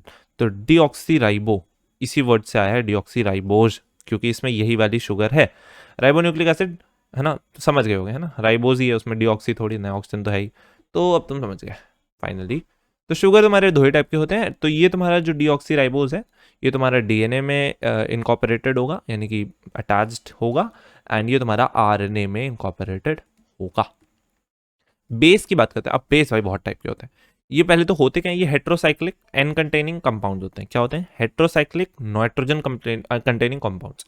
इसमें तुम्हें 2 टाइप के मिल जाएंगे, प्यूरिन्स एंड पिरिमिडीन्स। क्या मिल जाएंगे, प्यूरिन्स एंड पिरिमिडीन्स। तो जो प्यूरिन्स हैं ये डबल रिंग के स्ट्रक्चर्स होते हैं, एंड पिरिमिडीन्स सिंगल रिंग का स्ट्रक्चर होता है, सीधी बात। Purines double rings and पिरिमिडीन्स single ring, ठीक है। एंड अब यहाँ पे देख लो सारे बने हुए हैं, यहाँ पे तुमको दिख रहा है pyrimidine, ये सारे बने हुए हैं, इसके ये बस वहाँ लिखा हुआ है एंड ये सारे इसके स्ट्रक्चर्स हैं। तुम्हारे साइटोसाइन दिख रहा है, यूरेसिल दिख रहा है, ये सिर्फ आरएनए में मिलता है। एक चीज़ याद रखना, यूरेसिल हमेशा आरएनए में ही दिखेगा तुम्हें। एक्चुअली थाइमीन जो होता है वो डीएनए में मिलता है एंड आरएनए में थाइमीन की जगह यूरेसिल दिखता है। ठीक है, जहाँ जहाँ मतलब थाइमीन का काम यूरेसिल कर रहा होता है आरएनए में, ऐसे याद रखो, जहाँ थाइमीन होना चाहिए था उसकी जगह यूरेसिल रहता है आरएनए में। डीएनए में तो थाइमीन रहता है, डीएनए में अब यूरेसिल नहीं रहता है ना, दोनों में से एक रहता है। आरएनए में कौन सा, यूरेसिल, एंड डीएनए में कौन सा, थाइमीन। ठीक है, उसकी जगह पर। चलो, तो तुम्हें दिख रहा है ये सारे सिंगल रिंग है, बस यहाँ पे रिंग पे कंसंट्रेट करो और ज़्यादा स्ट्रक्चर वक्चर पे तो देखना मत। देखो प्यूरिन्स डबल रिंग स्ट्रक्चर होता है, बताया ना, तो यहाँ पे देखो 2 रिंग दिख रही है। तुम्हें याद क्या रखना है इसमें कि एडेनाइन ग्यूनाइन, एजी, ठीक है, एजी सुनते हो तो इससे याद रखो एजी। एजी तुम्हारा क्या हो जाएगा, तुम्हारी ये प्यूरिन्स हो गए, यानी कि 2 रिंग वाले स्ट्रक्चर्स हो गए। एंड पिरिमिडीन्स में तुम्हें मिल जाएंगे सिंगल रिंग, एक ही रिंग होगी, यहाँ पर क्या होगी, एक रिंग होगी। देख लो ना, एक रिंग है, एक रिंग है सब में, तो ये तुम्हारे सिंगल रिंग। इसमें तुम्हें याद रख सकते हो एजी तुम्हारे हो गए double ring and single ring में तुम्हारे साइटोसिन, यूरेसिल, थाइमिन, ये सब रहता है। ठीक है, तो आगे बढ़ते हैं। तो RNA also contains adenine, guanine and cytosine, but instead of thymine it contain uracil, बता चुका हूँ। ठीक है, अब एग्जांपल्स देख लो कुछ। देखो अब मैंने तुम्हें क्या क्या बताया अभी तक, मैंने तुमको बोला कि जो अपना ये चीज़ है, ये अपना जो पूरा न्यूक्लियोटाइड्स है, इनका हमारा न्यूक्लिक एसिड बना है। न्यूक्लियोटाइड एक कुछ है, ठीक है, एक कंपाउंड है। एंड न्यूक्लियोटाइड 3 चीज़ों का बना है, एक शुगर, ठीक है, एक तुम्हारा फॉस्फेट ग्रुप अटैच रहता है उससे, एंड एक तुम्हारा उससे बेस अटैच रहता है। अब बेस यहाँ पे मैं डबल रिंग बना देता हूँ। ठीक है, तो बेस कोई भी हो सकता है, डबल रिंग। तो ये जो तुम्हारा पूरा स्ट्रक्चर है ये हमारा न्यूक्लियोटाइड। बट अगर मैं यहाँ से फॉस्फेट ग्रुप को हटा दूं और सिर्फ शुगर की और इस चीज की बात करूं, दैट इज ये अपना बेस एंड शुगर, इन दोनों को साथ में मैं कहता हूं न्यूक्लियोसाइड। क्या कहता हूं, न्यूक्लियोसाइड। ऐसा क्यों कहते हैं, ऐसा यार बस समझने के लिए, हम समझने के लिए इसे कहते हैं कि जब हम फॉस्फेट ग्रुप तो सब में सेम ही होता है, तो हम मेनली इनकी बात करते हैं, तो साइंटिस्ट को एक वर्ड की जरूरत पड़ गई तो उन्होंने बना लिया भाई न्यूक्लियोसाइड कह लो इसको, है ना, तो न्यूक्लियोसाइड कहते हैं इसको। तो हम इसमें फॉस्फेट को नहीं काउंट करते हैं, बस एक इमेजिनेशन है, एक्चुअल में तो सब डीएनए में सब कुछ जुड़ा ही हुआ है, लगा हुआ है शांति से। ठीक है, तो अब देखो इधर ये यहाँ पे एग्जाम्पल्स से इसको समझो। देखो यहाँ पे मैं लाया हूँ ग्यूनेसाइन एंड ग्यूनैक्लिक एसिड, है ना, ग्यूनैक्लिक एसिड एंड नाइक्लिक। ओके, सो देखो न्यूक्लियोसाइड्स हैं, एंड पहले देखो समझो, न्यूक्लियोसाइड्स हैं, ये न्यूक्लियोटाइड्स हैं। न्यूक्लियोसाइड्स क्या होंगे, क्या होंगे न्यूक्लियोसाइड्स, हाँ, एक तुम्हारा शुगर होगा, उससे एक तुम्हारा तुम्हारा जो प्यूरिन पिरिमिडीन जो भी है वो तुम्हारा कनेक्टेड रहेगा, है ना। एंड न्यूक्लियोटाइड्स में हमारे पास एक शुगर होगा एंड उससे हमारा एक pyrimidine purine what ever connected रहेगा, एंड उससे एक हमारा एक और चीज़ कनेक्टेड है, दैट इज फॉस्फेट वाला, है ना, फॉस्फेट ग्रुप। तो तुम्हें यहाँ पे दिख रहा है, अब उनके अलग अलग नाम है। देखो मैंने बोला ना, बेस हमारे इतने सारे टाइप हैं, साइटोसिन हो सकता है, यूरेसिल हो सकता है, थाइमिन हो सकता है, अपना एडेनाइन हो सकता है, अपना ग्यूनाइन हो सकता है। ये कंफ्यूज मत होना, ये बेस नहीं है, ये बस ऐसे बता रहा है कि ये सारे पिरामिडीन्स हैं, वो सारे प्यूरिन्स हैं, तो कंफ्यूज मत होना। तो ये एक्चुअली जनरल स्ट्रक्चर है उन सब का। ठीक है, तो खैर, तो एडेनाइन ग्यूनाइन, तो इनमें से जो जो बेस लगा होता है, मान लो कोई एक प्यूरिन, मान लो एडेनाइन, क्या, एडेनाइन ही मानो, चलो क्या है एडेनाइन, एक बेस है, करेक्ट, बेस होगा, शुगर तो होगा ही होगा, एंड तीसरी चीज हमारे पास क्या होगी, एक अपना फॉस्फेट ग्रुप। ठीक है, फॉस्फेट ग्रुप तो सब में कॉमन होगा, तो उन सबको साथ में मैं क्या बोलूँगा, न्यूक्लियोटाइड। तो वही चीज़ है, देखना अभी ध्यान से समझना। एक एग्जांपल है मेरे पास ग्यूनोसाइन का, ठीक है, ग्यूनोसाइन, एंड इसका जो ये चीज़ है ये हमारा है टाइड, न्यूक्लियोटाइड है ये, एंड ये हमारा न्यूक्लियोसाइड है। क्या ये न्यूक्लियोसाइड है, तो देखना न्यूक्लियोसाइड में तुमको दिख रहा है, मैंने क्या बताया था, शुगर लगा होगा, ये भी शुगर का ही पार्ट है, ठीक है, ये कार्बन है तो ये भी शुगर का पार्ट है। शुगर तुम्हारा ये पूरा है ना, ये पूरा क्या हो गया तुम्हारा शुगर, एंड शुगर से तुम्हें दिख रहा है ये एक लगा हुआ है, क्या लगा हुआ है ये, पहचान पा रहे हो, पहचानने की कोशिश करो। देखो डबल रिंग दिख गई, डबल रिंग दिख गई, यानी कि ए और जी में से कोई है। ठीक है, ए और जी में से कोई एक है, तो एडेनाइन है या ग्यूनाइन है, नाम से क्या लग रहा है, ग्यूनोसाइन, क्या लग रहा है, ग्यूनाइन लग रहा है कि एडेनाइन, ग्यूनाइन ही लगेगा ना यार, नाम उसका, देखो उसका नाम जो होता है ना ऐसे ही रख दिया जाता है, जैसे जैसे अपना अगर मान लो ग्यूनाइन कनेक्टेड है, क्या है ग्यूनाइन कनेक्टेड है हमारे शुगर से, तो हम उसे क्या कहते हैं, हम उसे कहते हैं ग्यूनोसाइन। क्या कहते हैं, ग्यूनोसाइन। अगर एडेनाइन कनेक्टेड है हम इसे कहते हैं एडिनोसाइन। अपना यूरेसिल कनेक्टेड है तो हम कहते हैं यूरिडाइन। अगर अगर हमारा ये कौन सा है, टी, थाइमाइन, थाइमाइन अगर कनेक्टेड है तुम्हारे शुगर से तो हो जाएगा थाइमिडाइन। समझ रहे हो, मतलब एक शुगर लगी होगी एंड उससे हमारा थाइमिडाइन कनेक्टेड रहेगा। अच्छा ठीक है, ये डीएनए आरएनए में शुगर तो अलग रहती है। हाँ, शुगर की हम यहाँ बात नहीं कर रहे हैं। शुगर तो हम सबको पता है ना कि अगर क्या बोलते हैं, शुगर अपना अगर वहाँ पे ऑक्सीजन नहीं है तो डीऑक्सी हो गया, तो वो डीएनए में होगा। एंड अगर हमारा राइबोस शुगर है तो हमारा आरएनए में। ये तो तुमको समझ आ गया है। तो मैं यहाँ डीएनए आरएनए की बात नहीं कर रहा हूँ पर्टिकुलर, बट यहाँ मैं ओवरऑल लेकर चल रहा हूँ। क्या लेकर चल रहा हूँ, ओवरऑल लेकर चल रहा हूँ। ठीक है, तो यहाँ पे तुमको दिख गया। अब देखो साइडिडाइन, क्या साइडिडाइन, इसमें कौन सा लगा होगा, हमारा जो सी वाला है, सी वाला कौन सा है, साइटोसाइन। साइटोसाइन यानी कि एक शुगर से लगा हुआ है तो हम उसे क्या कहेंगे, साइडिडाइन। अच्छा ठीक है, अब मैं देखो, अब मैं इसमें अगर एक फॉस्फेट ग्रुप अटैच कर दूं, ठीक है, ये नहीं यही तो था, कोई और कलर, ब्लैक ले लो, ठीक है। अगर मैं इससे एक फॉस्फेट ग्रुप अटैच कर दूं तो ये पूरा का पूरा स्ट्रक्चर क्या बन गया, न्यूक्लियोटाइड्स बन गया, न्यूक्लियोटाइड बन गया। तो न्यूक्लियोटाइड को मैं क्या कहूंगा, न्यूक्लियोटाइड को मैं कहूंगा, अगर वो अगर उसमें ए लगा हुआ है, ठीक है, तो मैं उसे कहूंगा एडिनाइक्लिक एसिड। क्या, एडिनाइक्लिक एसिड। अगर उसमें यू लगा हुआ है यानी कि यूरिडीन लगा हुआ है, यानी कि यूरिडीन नहीं सॉरी, यूरासिल लगा हुआ है, कहाँ, यूरासिल लगा हुआ है, तो मैं उसे क्या कहूंगा, मैं उसे कहूंगा यूरिडाइलिक एसिड। अगर उसमें थाइमाइन लगा होगा, है ना, तो उसे मैं क्या कहूंगा, थाइमिडाइलिक एसिड। अगर उसमें अपना जो साइटोसाइन, साइटोसाइन लगा होगा, ठीक है, अपने न्यूक्लियोटाइड में अगर साइटोसाइन लगा होगा तो मैं उसे क्या कहूंगा, साइटिडाइलिक एसिड। ये सब हमारे क्या है, हमारे न्यूक्लियोटाइड्स हैं एंड यही सब लाइन वाइज अरेंज होकर हमारा डीएनए बना रहे होते हैं। अच्छा, ये फायदा क्या है इतने, मतलब ये इतने सारे बेसिस का, एक्चुअली ये जो बेसिस है ना, ये तुम्हारे अल्फाबेट्स हैं डीएनए के, इसी अल्फाबेट से वो तुम्हारी बॉडी की जो पूरा जेनेटिक तुम्हारा मेकअप है ना, जो तुम्हारा आंख कितनी बड़ी हो, कौन सा कलर हो, ये सब इन्हीं वर्ड्स, इन्हीं 4-6 वर्ड से लिखा रहता है तुम्हारे डीएनए के अंदर। समझ रहे हो, तुम्हारा डीएनए है, डीएनए में यूरेसिल तो नहीं होगा, चलो यूरेसिल मैं पिक्चर से ही हटा देता हूँ। तो पिक्चर में यूरेसिल नहीं है हमारे, क्योंकि हमारे डीएनए में, हमारा डीएनए है, हमारे पास आरएनए तो नहीं है, डीएनए है। आरएनए एक्चुअली कुछ बैक्टीरिया वगैरह में उनका जेनेटिक मटेरियल आरएनए होता है, हमारे में नहीं है, हमारे में डीएनए है। तो हमारे में साइटोडाइन है, थाइमीन है एंड एडेनाइन है एंड ग्यूनाइन है। तो यही कुछ इस तरीके से हमारे डीएनए में अरेंज रहते हैं, जैसे A C T G C T T T A T G C T T A C C D A G. ये जो है ये इनकी लैंग्वेज है यार, ये इस लैंग्वेज को बहुत अच्छे से समझते हैं, हमें नहीं समझ आएगी। ये जो लैंग्वेज है ना, इसी में लिखा रहता है ना, है ना, इसी में लिखा रहता है कि तुम्हारे हाथ कितने बड़े होंगे, तुम्हारे बाल का कलर कौन सा होगा। तो ये लैंग्वेज है एंड ये लैंग्वेज ये हमारे बेस पेयर्स बनाते हैं। समझ रहे हो, तो बहुत बढ़िया चीज़ पढ़ रहे हो तुम। तो अब तुम्हें अगर समझ नहीं आया है तो एक बार फिर से मैं इस एग्जाम्पल को एक लास्ट बार बताने वाला हूँ, और आ गया है तो तुम 10 सेकंड भगा लो, ठीक है, क्योंकि मैं फिर सेम चीज़ रिपीट करूँगा, बस नहीं आया होगा कुछ लोगों को तो उनके लिए। देखो फिर से बता रहा हूँ, ये हमारा शुगर है, ये क्या है, हमारा शुगर है, करेक्ट, कोई दिक्कत, ये भी शुगर का पार्ट है, ये भी शुगर का पार्ट। इससे यहाँ से मैंने ये अपना एक प्यूरिन जोड़ा है। प्यूरिन क्यों बोल रहा हूँ मैं इसे, मैंने क्योंकि बोला था प्यूरिन जो होते हैं वो डबल रिंग होते हैं, इसलिए प्यूरिन बोल रहा हूँ। बाकी मैं ओवरऑल इसे ऊपर ऊपर से मैं सीधा सीधा ये भी कह सकता हूँ कि मैंने बेस जोड़ दिया। क्या जोड़ दिया, बेस, ठीक है। तो यहाँ पे मैंने बेस जोड़ दिया, प्यूरिन कहाँ गया, हाँ, ये मैंने एक जोड़ दिया प्यूरिन। क्या जोड़ा, प्यूरिन, जो कि क्या है, बेस है ना। एंड हमारा न्यूक्लियोटाइड जो कि पॉलीमर है हमारी न्यूक्लिक एसिड का, हमारा जो न्यूक्लियोटाइड है वो क्या है, पॉलीमर है न्यूक्लिक एसिड का। न्यूक्लियोटाइड हमारा पता है कैसा दिखता है, मैं एक बार बना चुका हूँ, फिर बना रहा हूँ। ये हमारा न्यूक्लिक एसिड होता है, इसमें यहाँ पर एक बेस लगा होता है, बी लिख देता हूँ।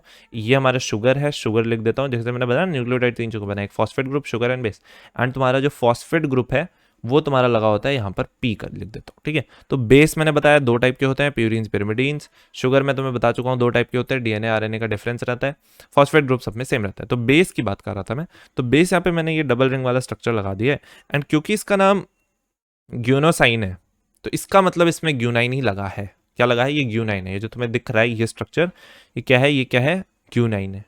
शॉर्ट में जी कह सकता हूँ, जी लगा हुआ है, ठीक है। तो जी लगा हुआ है तुम्हारा शुगर के साथ। एंड ये है तुम्हारा ग्यूनाइक्लिक एसिड। क्या ये ग्यूनाइक्लिक एसिड। ग्यूनाइक्लिक एसिड में तुम देख सकते हो यहाँ पे शुगर है, ठीक है, एक फॉस्फेट ग्रुप भी मैंने लगा दिया पी, ठीक है, फॉस्फेट ग्रुप है, एंड ये तुम्हारा ग्यूनाइन तो लगा ही हुआ है। तो ये तीनों जब साथ में जुड़ जाते हैं, नॉर्मली हमारे जो है अपना डीएनए, उसमें इसी फॉर्म में ये दिखता है, क्योंकि यार ऐसे क्यों रहेगा, ऐसे क्यों रहेगा, ये तो उसका कोई स्ट्रक्चर ही नहीं है। लेकिन हम क्या कभी इलेक्ट्रॉन को सेपरेट करके पढ़ेंगे तो उसका कुछ नाम तो रखेंगे ना, जैसे हम कहते हैं न्यूक्लियस, तो न्यूक्लियस में हम प्रोटॉन और न्यूट्रॉन को साथ में काउंट करते हैं, है ना। बट ऐसा तो नहीं है कि न्यूक्लियस हमेशा अकेले, ऐसा तो नहीं है कि न्यूक्लियस अकेले रहता है, इलेक्ट्रॉन तो रहते हैं ना उसके बगल में। बट अगर मैं न्यूक्लियस बोलता हूँ तो तुम समझ जाते हो कि मैं प्रोटॉन या न्यूट्रॉन की बात कर रहा हूँ। तो वही चीज़ है। अब तुम समझ गए होगे भाई इतनी देर में, तो अभी भी नहीं समझे हो तो फिर से रिवर्स करो, वापस से देखो, ध्यान से सुनो, ठीक है। चलो, और कोई और वीडियो ट्राई कर सकते हो। सो हाँ, हाँ, 3 कार्बन मतलब 3, एक 3 नंबरिंग होती है, ठीक है, ये नंबरिंग होती है, कार्बन जो चेन होती है उसमें नंबरिंग कर देते हैं बस। तो 3 carbon of 1 sugar and of 1 nucleotide links to 5th carbon of another sugar of adjacent nucleotide forming a phosphodiester bond. देखो ये समझाता हूँ, यहाँ पे देखो, अपना डीएनए तो यार डीएनए अपना इन्हीं न्यूक्लियोटाइड्स का बना है। जैसे ये तुम्हारा न्यूक्लियोटाइड है, ये तुम्हारा अपना बेस हो गया, ये फॉस्फेट ग्रुप हो गया, ऐसे ही कई सारे एक साथ ऐसे अरेंज रहते हैं, क्या रहते हैं, एक साथ ऐसे जुड़े हुए रहते हैं, ठीक है। एक इससे जुड़ा है, एक फिर इससे जुड़ा है, एक इससे जुड़ा है, ऐसे ही स्ट्रैंड बनाते हैं लंबी सी, है ना।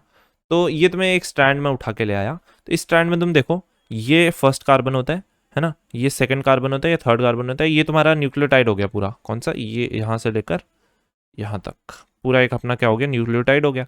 एंड अगर मैं बस यही फॉस्फेट को हटा दूँ तो न्यूक्लियोसाइड हो गया, है ना। ये चीज़ तुम्हें समझ आ ही गई होगी। तो देखो, एक न्यूक्लियोटाइड और दूसरा न्यूक्लियोटाइड तुम्हारा ये रहा, ठीक है, ये रहा, है ना। तो ये जो न्यूक्लियोटाइड है उससे जुड़ा हुआ है, कैसे जुड़ा हुआ है, यहाँ से जुड़ा हुआ है, ठीक है।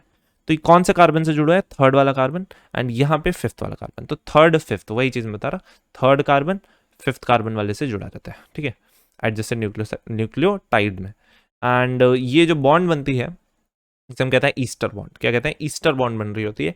एंड क्योंकि 2 ईस्टर बनेगी, देखो एक फॉस्फेट ग्रुप है, यही बनाता है ईस्टर बॉन्ड, एक ऊपर बनाता है थर्ड वाले कार्बन से, नीचे बनाता है 5th वाले कार्बन से, है ना।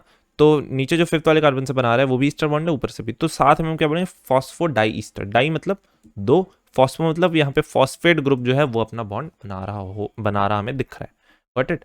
अब हम Watson Crick model of DNA, देखो हमने न्यूक्लियोटाइड समझ लिया, बट डीएनए में कैसा अरेंजमेंट रहता है न्यूक्लियोटाइड्स का, इस चीज को हम पढ़ेंगे वाटसन क्रिक मॉडल में। तो DNA is a double helix strand unbranched polynucleotide strand in which nucleotides linked by phosphodiester bonds.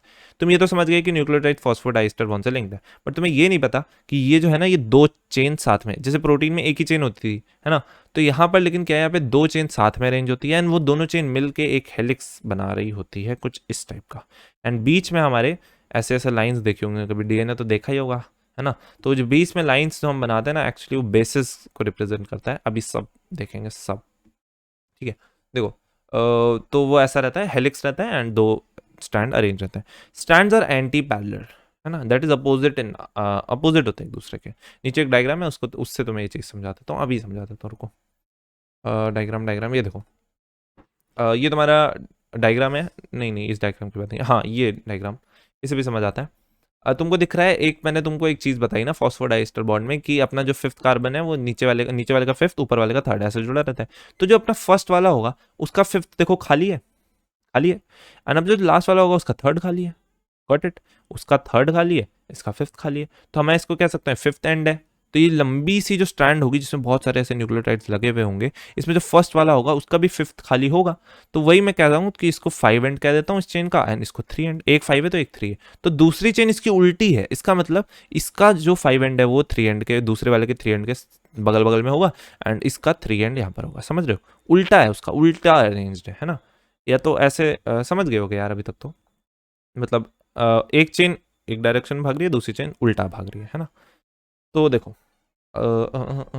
हाँ, तो स्ट्रैंड्स कॉइल्स इटसेल्फ, है ना, स्ट्रैंड जो होती है एक दूसरे को कॉइल कर लेती है इस तरीके से, एकदम ऐसे लिपटी रहती है एक दूसरे सांप की तरह, फॉर्मिंग अ स्पाइरल स्टेयरकेस, एक स्पाइरल स्टेयरकेस बनाती है with the base pairs forming steps. तो बेस पेयर्स तुम्हारे स्टेप्स बनाते हैं, बताया ऐसे बीच बीच में ऐसे लाइन से शो करते हैं। एक्चुअली लाइन्स नहीं होते हैं, वो मॉलिक्यूल्स होते हैं, बट हम लाइन से शो करते हैं, हमें देखने में अच्छा लगता है। So while backbone of a strand, ये जो बैकबोन मतलब ये जो देख रहे हो, this part, this is backbone, ठीक है। तो दिस इज द बैकबोन। तो the backbone of the strand is made of sugar and phosphate, ठीक है, शुगर एंड फॉस्फेट रहता है, देख रहे हो यार यहाँ पे, तुम्हें शुगर दिख रहा है, शुगर है, phosphate, sugar phosphate, sugar phosphate.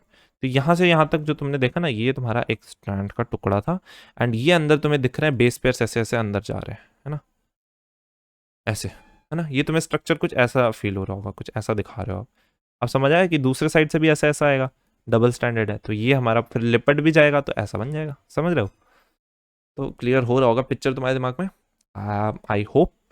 तो base pairing is specific, specific मतलब एडेनाइन हमेशा थाइमिन से बॉन्ड करता है, एंड ग्यूनाइन हमेशा साइटोसिन से बॉन्ड करता है, ठीक है, एंड ये हाइड्रोजन बॉन्ड्स होते हैं।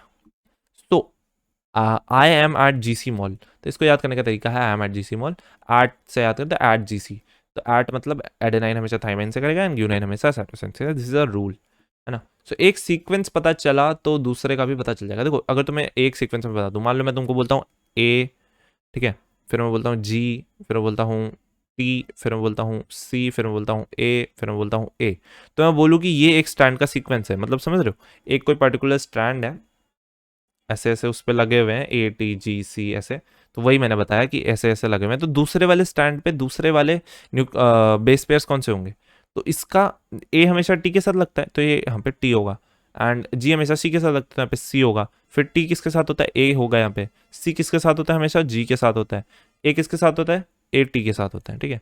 तो ये समझ आ गया तुमको, तो यही चीज़ होता है, इसी को कहते हैं एक सीक्वेंस अगर पता चल गया, अगर तुम्हें मैंने एक बता दिया तुमने दूसरा खुद ही निकाल लिया, ठीक है, तो यही है। सो 10 इसीलिए ना इसे हम कहते हैं कॉम्प्लीमेंट्री बेस पेयरिंग, ठीक है, कॉम्प्लीमेंट्री बट नॉट आइडेंटिकल, देखो सेम नहीं है दोनों, बट एक पता है तो दूसरा कॉम्प्लीमेंट्री है ना, साथ में पता चल गया, तो वही चीज़ है कॉम्प्लीमेंट्री बेस पेयरिंग। तो base pairs always have a purine and a pyrimidine, देखो एक प्यूरिन दूसरे पिरिमिडीन से ही करता है। देखो हमने बताया था ना एजी जो है हमारे वो प्यूरिन्स हैं, यानी कि डबल रिंग के हैं, है ना, दो दो रिंग वाले हैं, तो थोड़े बड़े होंगे यार, दो दो रिंग है, एंड थाइमिन एंड साइटोसिन एक एक रिंग है। अभी तो मैं आगे बताता हूँ कि ऐसा क्यों होता है।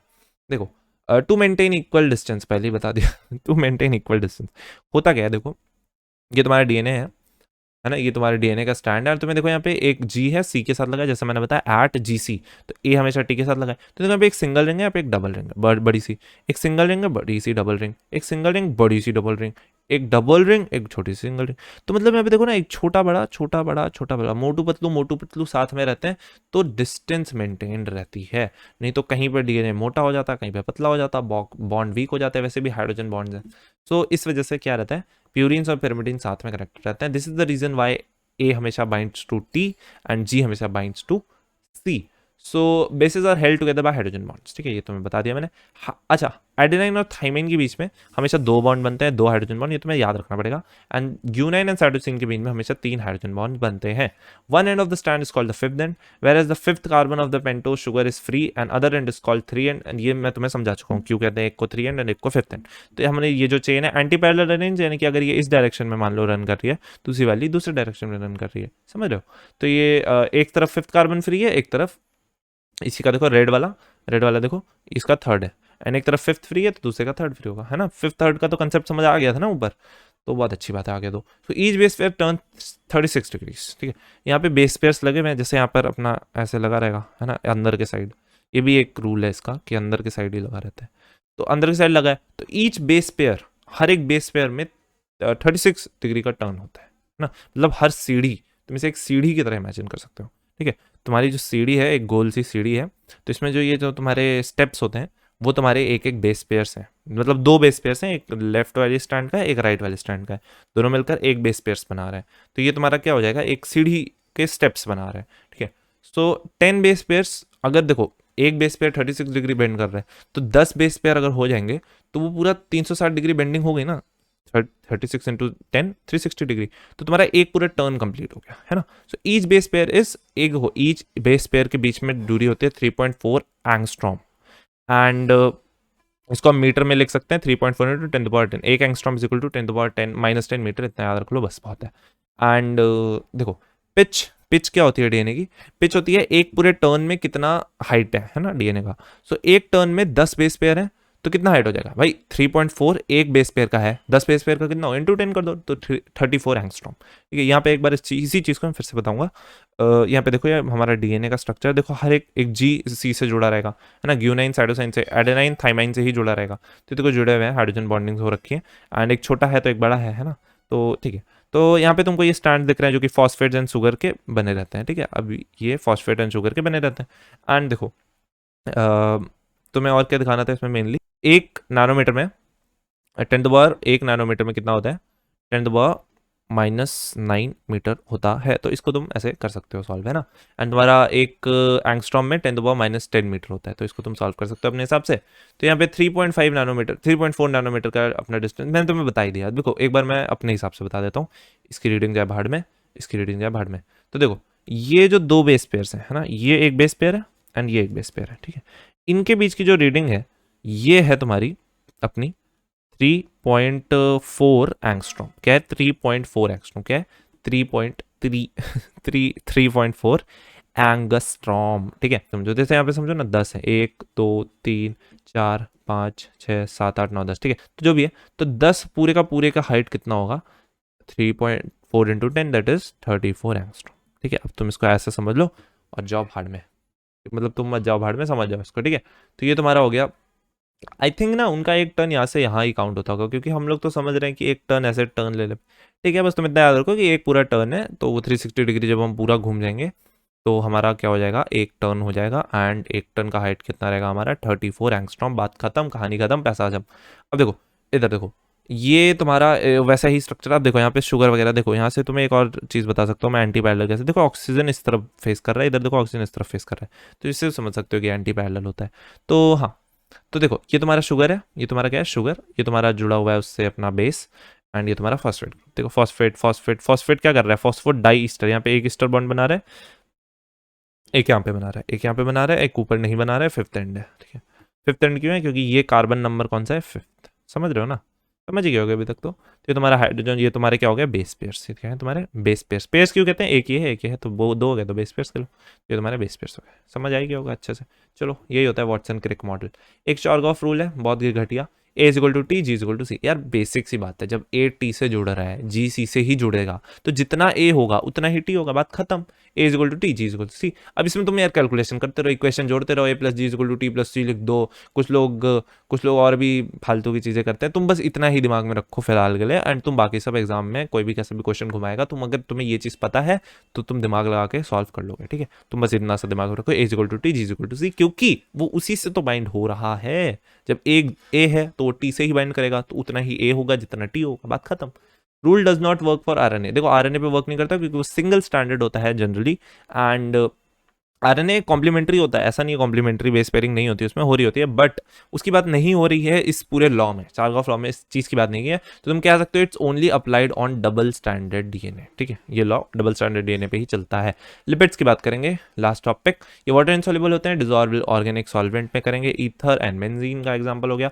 ये पॉलीमर नहीं होते भाई, ये पहले अपने खतरनाक, मतलब अपना कार्बोहाइड्रेट्स भी था, प्रोटीन्स भी था, अपना न्यूक्लिक एसिड भी था, ये नहीं है, ये पॉलीमर्स नहीं है, ये एक दो मॉलिक्यूल के बने रहते हैं। It assembles from the small, छोटे छोटे मॉलिक्यूल्स मिलकर बना लेते हैं। देखो लिपिड 3 टाइप के होते हैं, सिंपल फैटी कह लो, ग्लिसरॉल कह लो, and fatty acid and glycerol. एक हो गया तुम्हारा फैटी एसिड्स, है ना, सिंपल भाड़ में फैटी एसिड, ठीक है। एक तुम्हारा जो फैटी एसिड है वही तुम्हारा लिपिड है। क्या है, फैटी एसिड तुम्हारा लिपिड है, ग्लिसरॉल भी तुम्हारा लिपिड है, फैटी एसिड एंड ग्लिसरॉल साथ में भी तुम्हारा लिपिड है, अलग अलग टाइप है बस, ठीक है। सारे लिपिड्स हैं बट अलग अलग टाइप के हैं, ठीक है। तो फैटी एसिड पहले बात कर ले, तो फैटी एसिड में एक तुम्हें कार्बोक्सिल ग्रुप लिखेगा, यानी कि COOH, जो कि एक आर ग्रुप से जुड़ा रहेगा। आर ग्रुप एक लंबी सी कार्बन की चेन।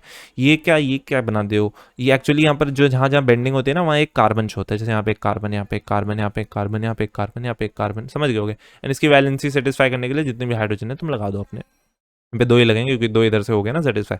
तो ऑर्गेनिक केमिस्ट्री पढ़ोगे तो आ जाएगा ये चीज़ भी। फिलहाल इतना ही जानो कि एक कार्बन की चेन है लंबी सी, ठीक है, आर ग्रुप, है ना। एंड आर ग्रुप में देखो लास्ट में COOH लगा हुआ है ना, तो यही चीज़ मैं बता रहा हूँ। फैटी एसिड क्या होता है, एक लंबी सी कार्बन की चेन जिसमें लास्ट में COOH लगा होता है, जिसको कहते हैं कार्बोक्सिल ग्रुप। ठीक है, आर ग्रुप कुड भी मिथाइल। अब आर ग्रुप जो है तुम्हारा छोटा सा मिथाइल हो सकता है, इथाइल हो सकता है, 1 से 19 तक वेरिएशन रहता है, ठीक है, कार्बन चेन में। एंड हाइड्रोजन से उसका बैलेंसिंग हो जाएगी, ठीक है। ये देखो लंबी सी चेन है, ये तुम्हें याद रखनी है। पाल्मेटिक एसिड की 16 कार्बन की चेन है, इंक्लूडिंग दिस कार्बोक्सिल कार्बन, इसका भी इंक्लूड हो रहा है, ठीक है। एक, फिर यहाँ पे 2 3 4 5 6 7 8 9 10 11 12 13 14 15 16, देखो 16 कार्बन हो गए, ठीक है। तो ये तुम्हारा क्या है, पाल्मेटिक एसिड। आर्किडोनिक एसिड में 20 कार्बन होते हैं तुम्हारे, लास्ट में कार्बोक्सिल ग्रुप जुड़ा होता है। ये तुम्हारे सिंपल फैटी एसिड। इसमें एक खास चीज बताता हूँ, यहाँ पे तुम्हें डबल बॉन्ड दिख रहे होंगे, है ना, डबल बॉन्ड। ऐसे ही शो करते हैं डबल बॉन्ड्स को। तो डबल बॉन्ड जो है तुम्हारे, इस वजह से इसको हम कहते हैं अनसैचुरेटेड। क्या कहते हैं? अनसैचुरेटेड। तो हम फैटी एसिड्स को लिपिड के अंदर हम फैटी एसिड्स को दो में डिवाइड कर सकते हैं, सैचुरेटेड एंड अनसैचुरेटेड। सैचुरेटेड वो होते हैं जिनमें कोई भी डबल बॉन्ड नहीं होता है, एंड इनके एग्जाम्पल है पाल्मेटिक एसिड, जो कि एनसीईआरटी का है, तो तुम्हें याद रखना चाहिए पाल्मेटिक। देखो यहाँ पे कोई भी डबल बॉन्ड दिख रहा है तुम्हें? कोई भी दिख रहा है? नहीं दिख रहा है ना, तो यहाँ पे कोई भी डबल बॉन्ड नहीं होता है। दूसरा एग्जाम्पल याद रख लो, स्टेराइक एसिड। ठीक है, पाल्मेटिक तो पक्का याद रखना क्योंकि एनसीईआरटी में।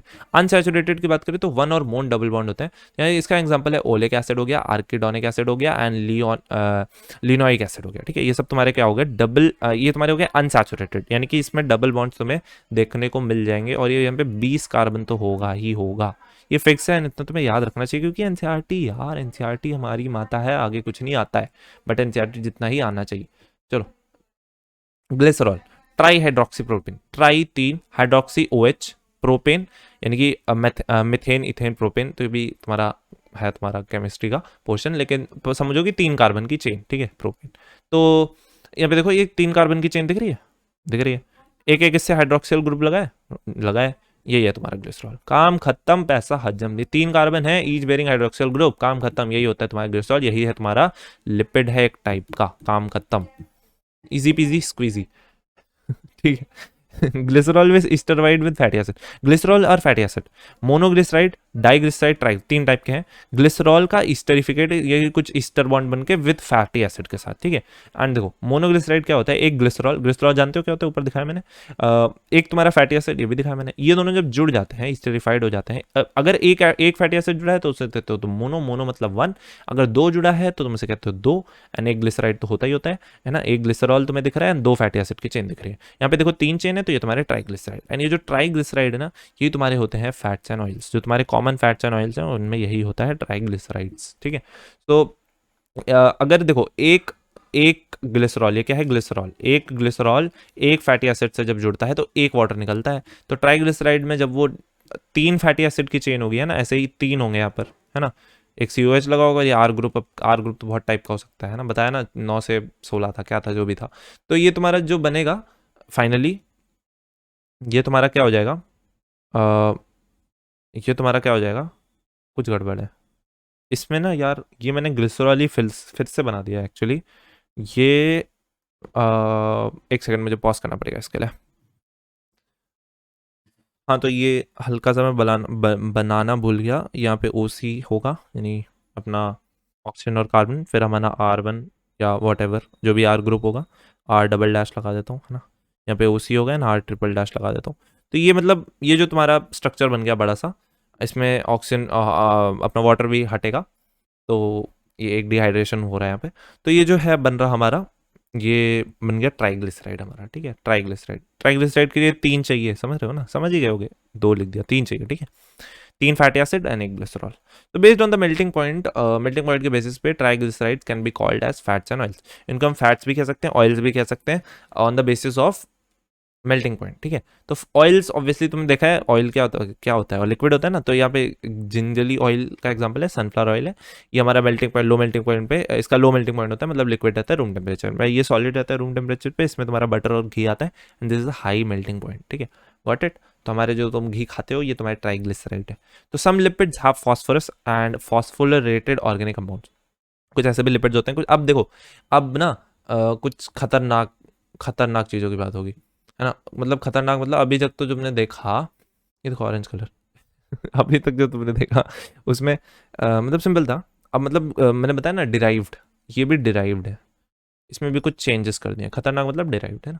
तो देखो, मतलब खतरनाक नहीं है, ऐसा कुछ टफ नहीं है। तो सम लिपिड्स हैव फास्फोरस, कुछ लिपिड्स होते हैं जिनमें फास्फोरस होता है, एंड फास्फोरिलेटेड ऑर्गेनिक, कोई ऐसा कंपाउंड लगा होता है जो कि फास्फोरिलेटेड होता है और ऑर्गेनिक कंपाउंड होता है। तो हम ऐसी चीज़ों को क्या कहते हैं? फास्फोलिपिड्स, यही तुम्हारी सेल मेम्ब्रेन बनाते हैं। ठीक है, एग्जाम्पल्स है लेसिथिन, जो कि एग्जाम्पल है बहुत इंपॉर्टेंट, क्योंकि जी exactly, so NCE, yes.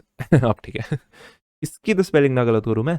Some tissue specially the neural tissue जो होते हैं, उनके पास कुछ कॉम्प्लेक्स स्ट्रक्चर होता है अपना, कुछ कॉम्प्लेक्स लिपिड्स वगैरह होते हैं। ठीक है, कोलेस्ट्रॉल लेफ्ट, क्या लेफ्ट? अच्छा हाँ, कोलेस्ट्रॉल का हाँ, मैं इसको स्टेरॉइड्स में बताता हूँ। ठीक है, ये हम डिस्कस कर चुके हैं, ये मैंने अपने याद करने के लिए लिख दिया था यहाँ पे, इसको बाहर में जाओ।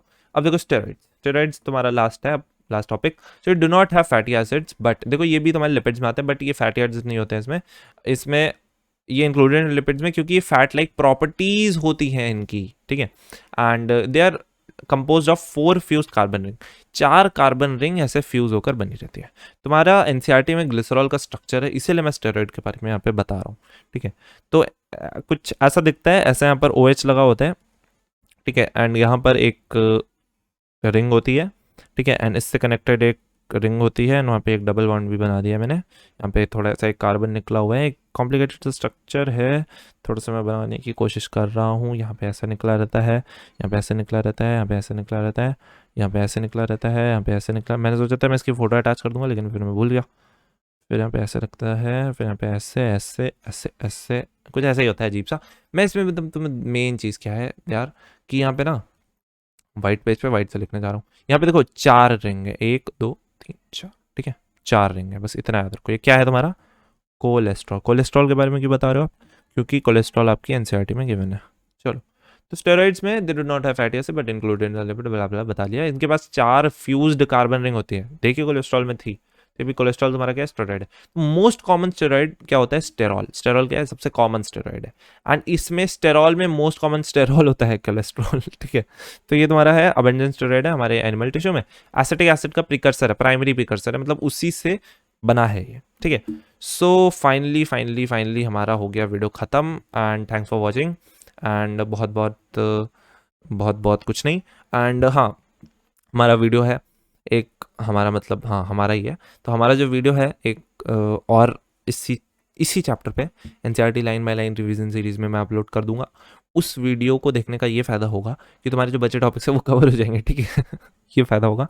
दूसरा फ़ायदा ये होगा कि वो एनसीईआरटी लाइन बाय लाइन है यार। देखो एनसीईआरटी की एक एक लाइन अगर तुम्हें आती है तो फिर मज़ा आ जाएगी, है ना। तो वो चीज़ बहुत इंपॉर्टेंट है, उसको करना।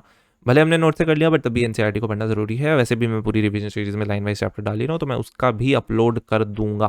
Thanks for watching and you can check out my channel. NEET shorts uploaded है, एनसीईआरटी की पूरी सीरीज अपलोडेड है, एंड बहुत कुछ अपलोडेड है। एंड बाद में जाके चैप्टर्स भी मैं अपलोड करूँगा प्लेलिस्ट वाइज, एक एक प्लेलिस्ट अपलोड करूँगा मैं पूरे पूरे चैप्टर्स की। थोड़ा टाइम है उसमें, थोड़ा सा चैनल ग्रो हो जाए। आजकल क्या ही ग्रोथ हो रही है, मैं तो 100 व्यूज़ भी आ जाते हैं तो आई लाइक ओ भाई 100 व्यूज़। तो जो भी है, बंद करता है वीडियो को, फालतू में खींचेगा फिर व्यूज़ नहीं आते। है ये जालिम दुनिया।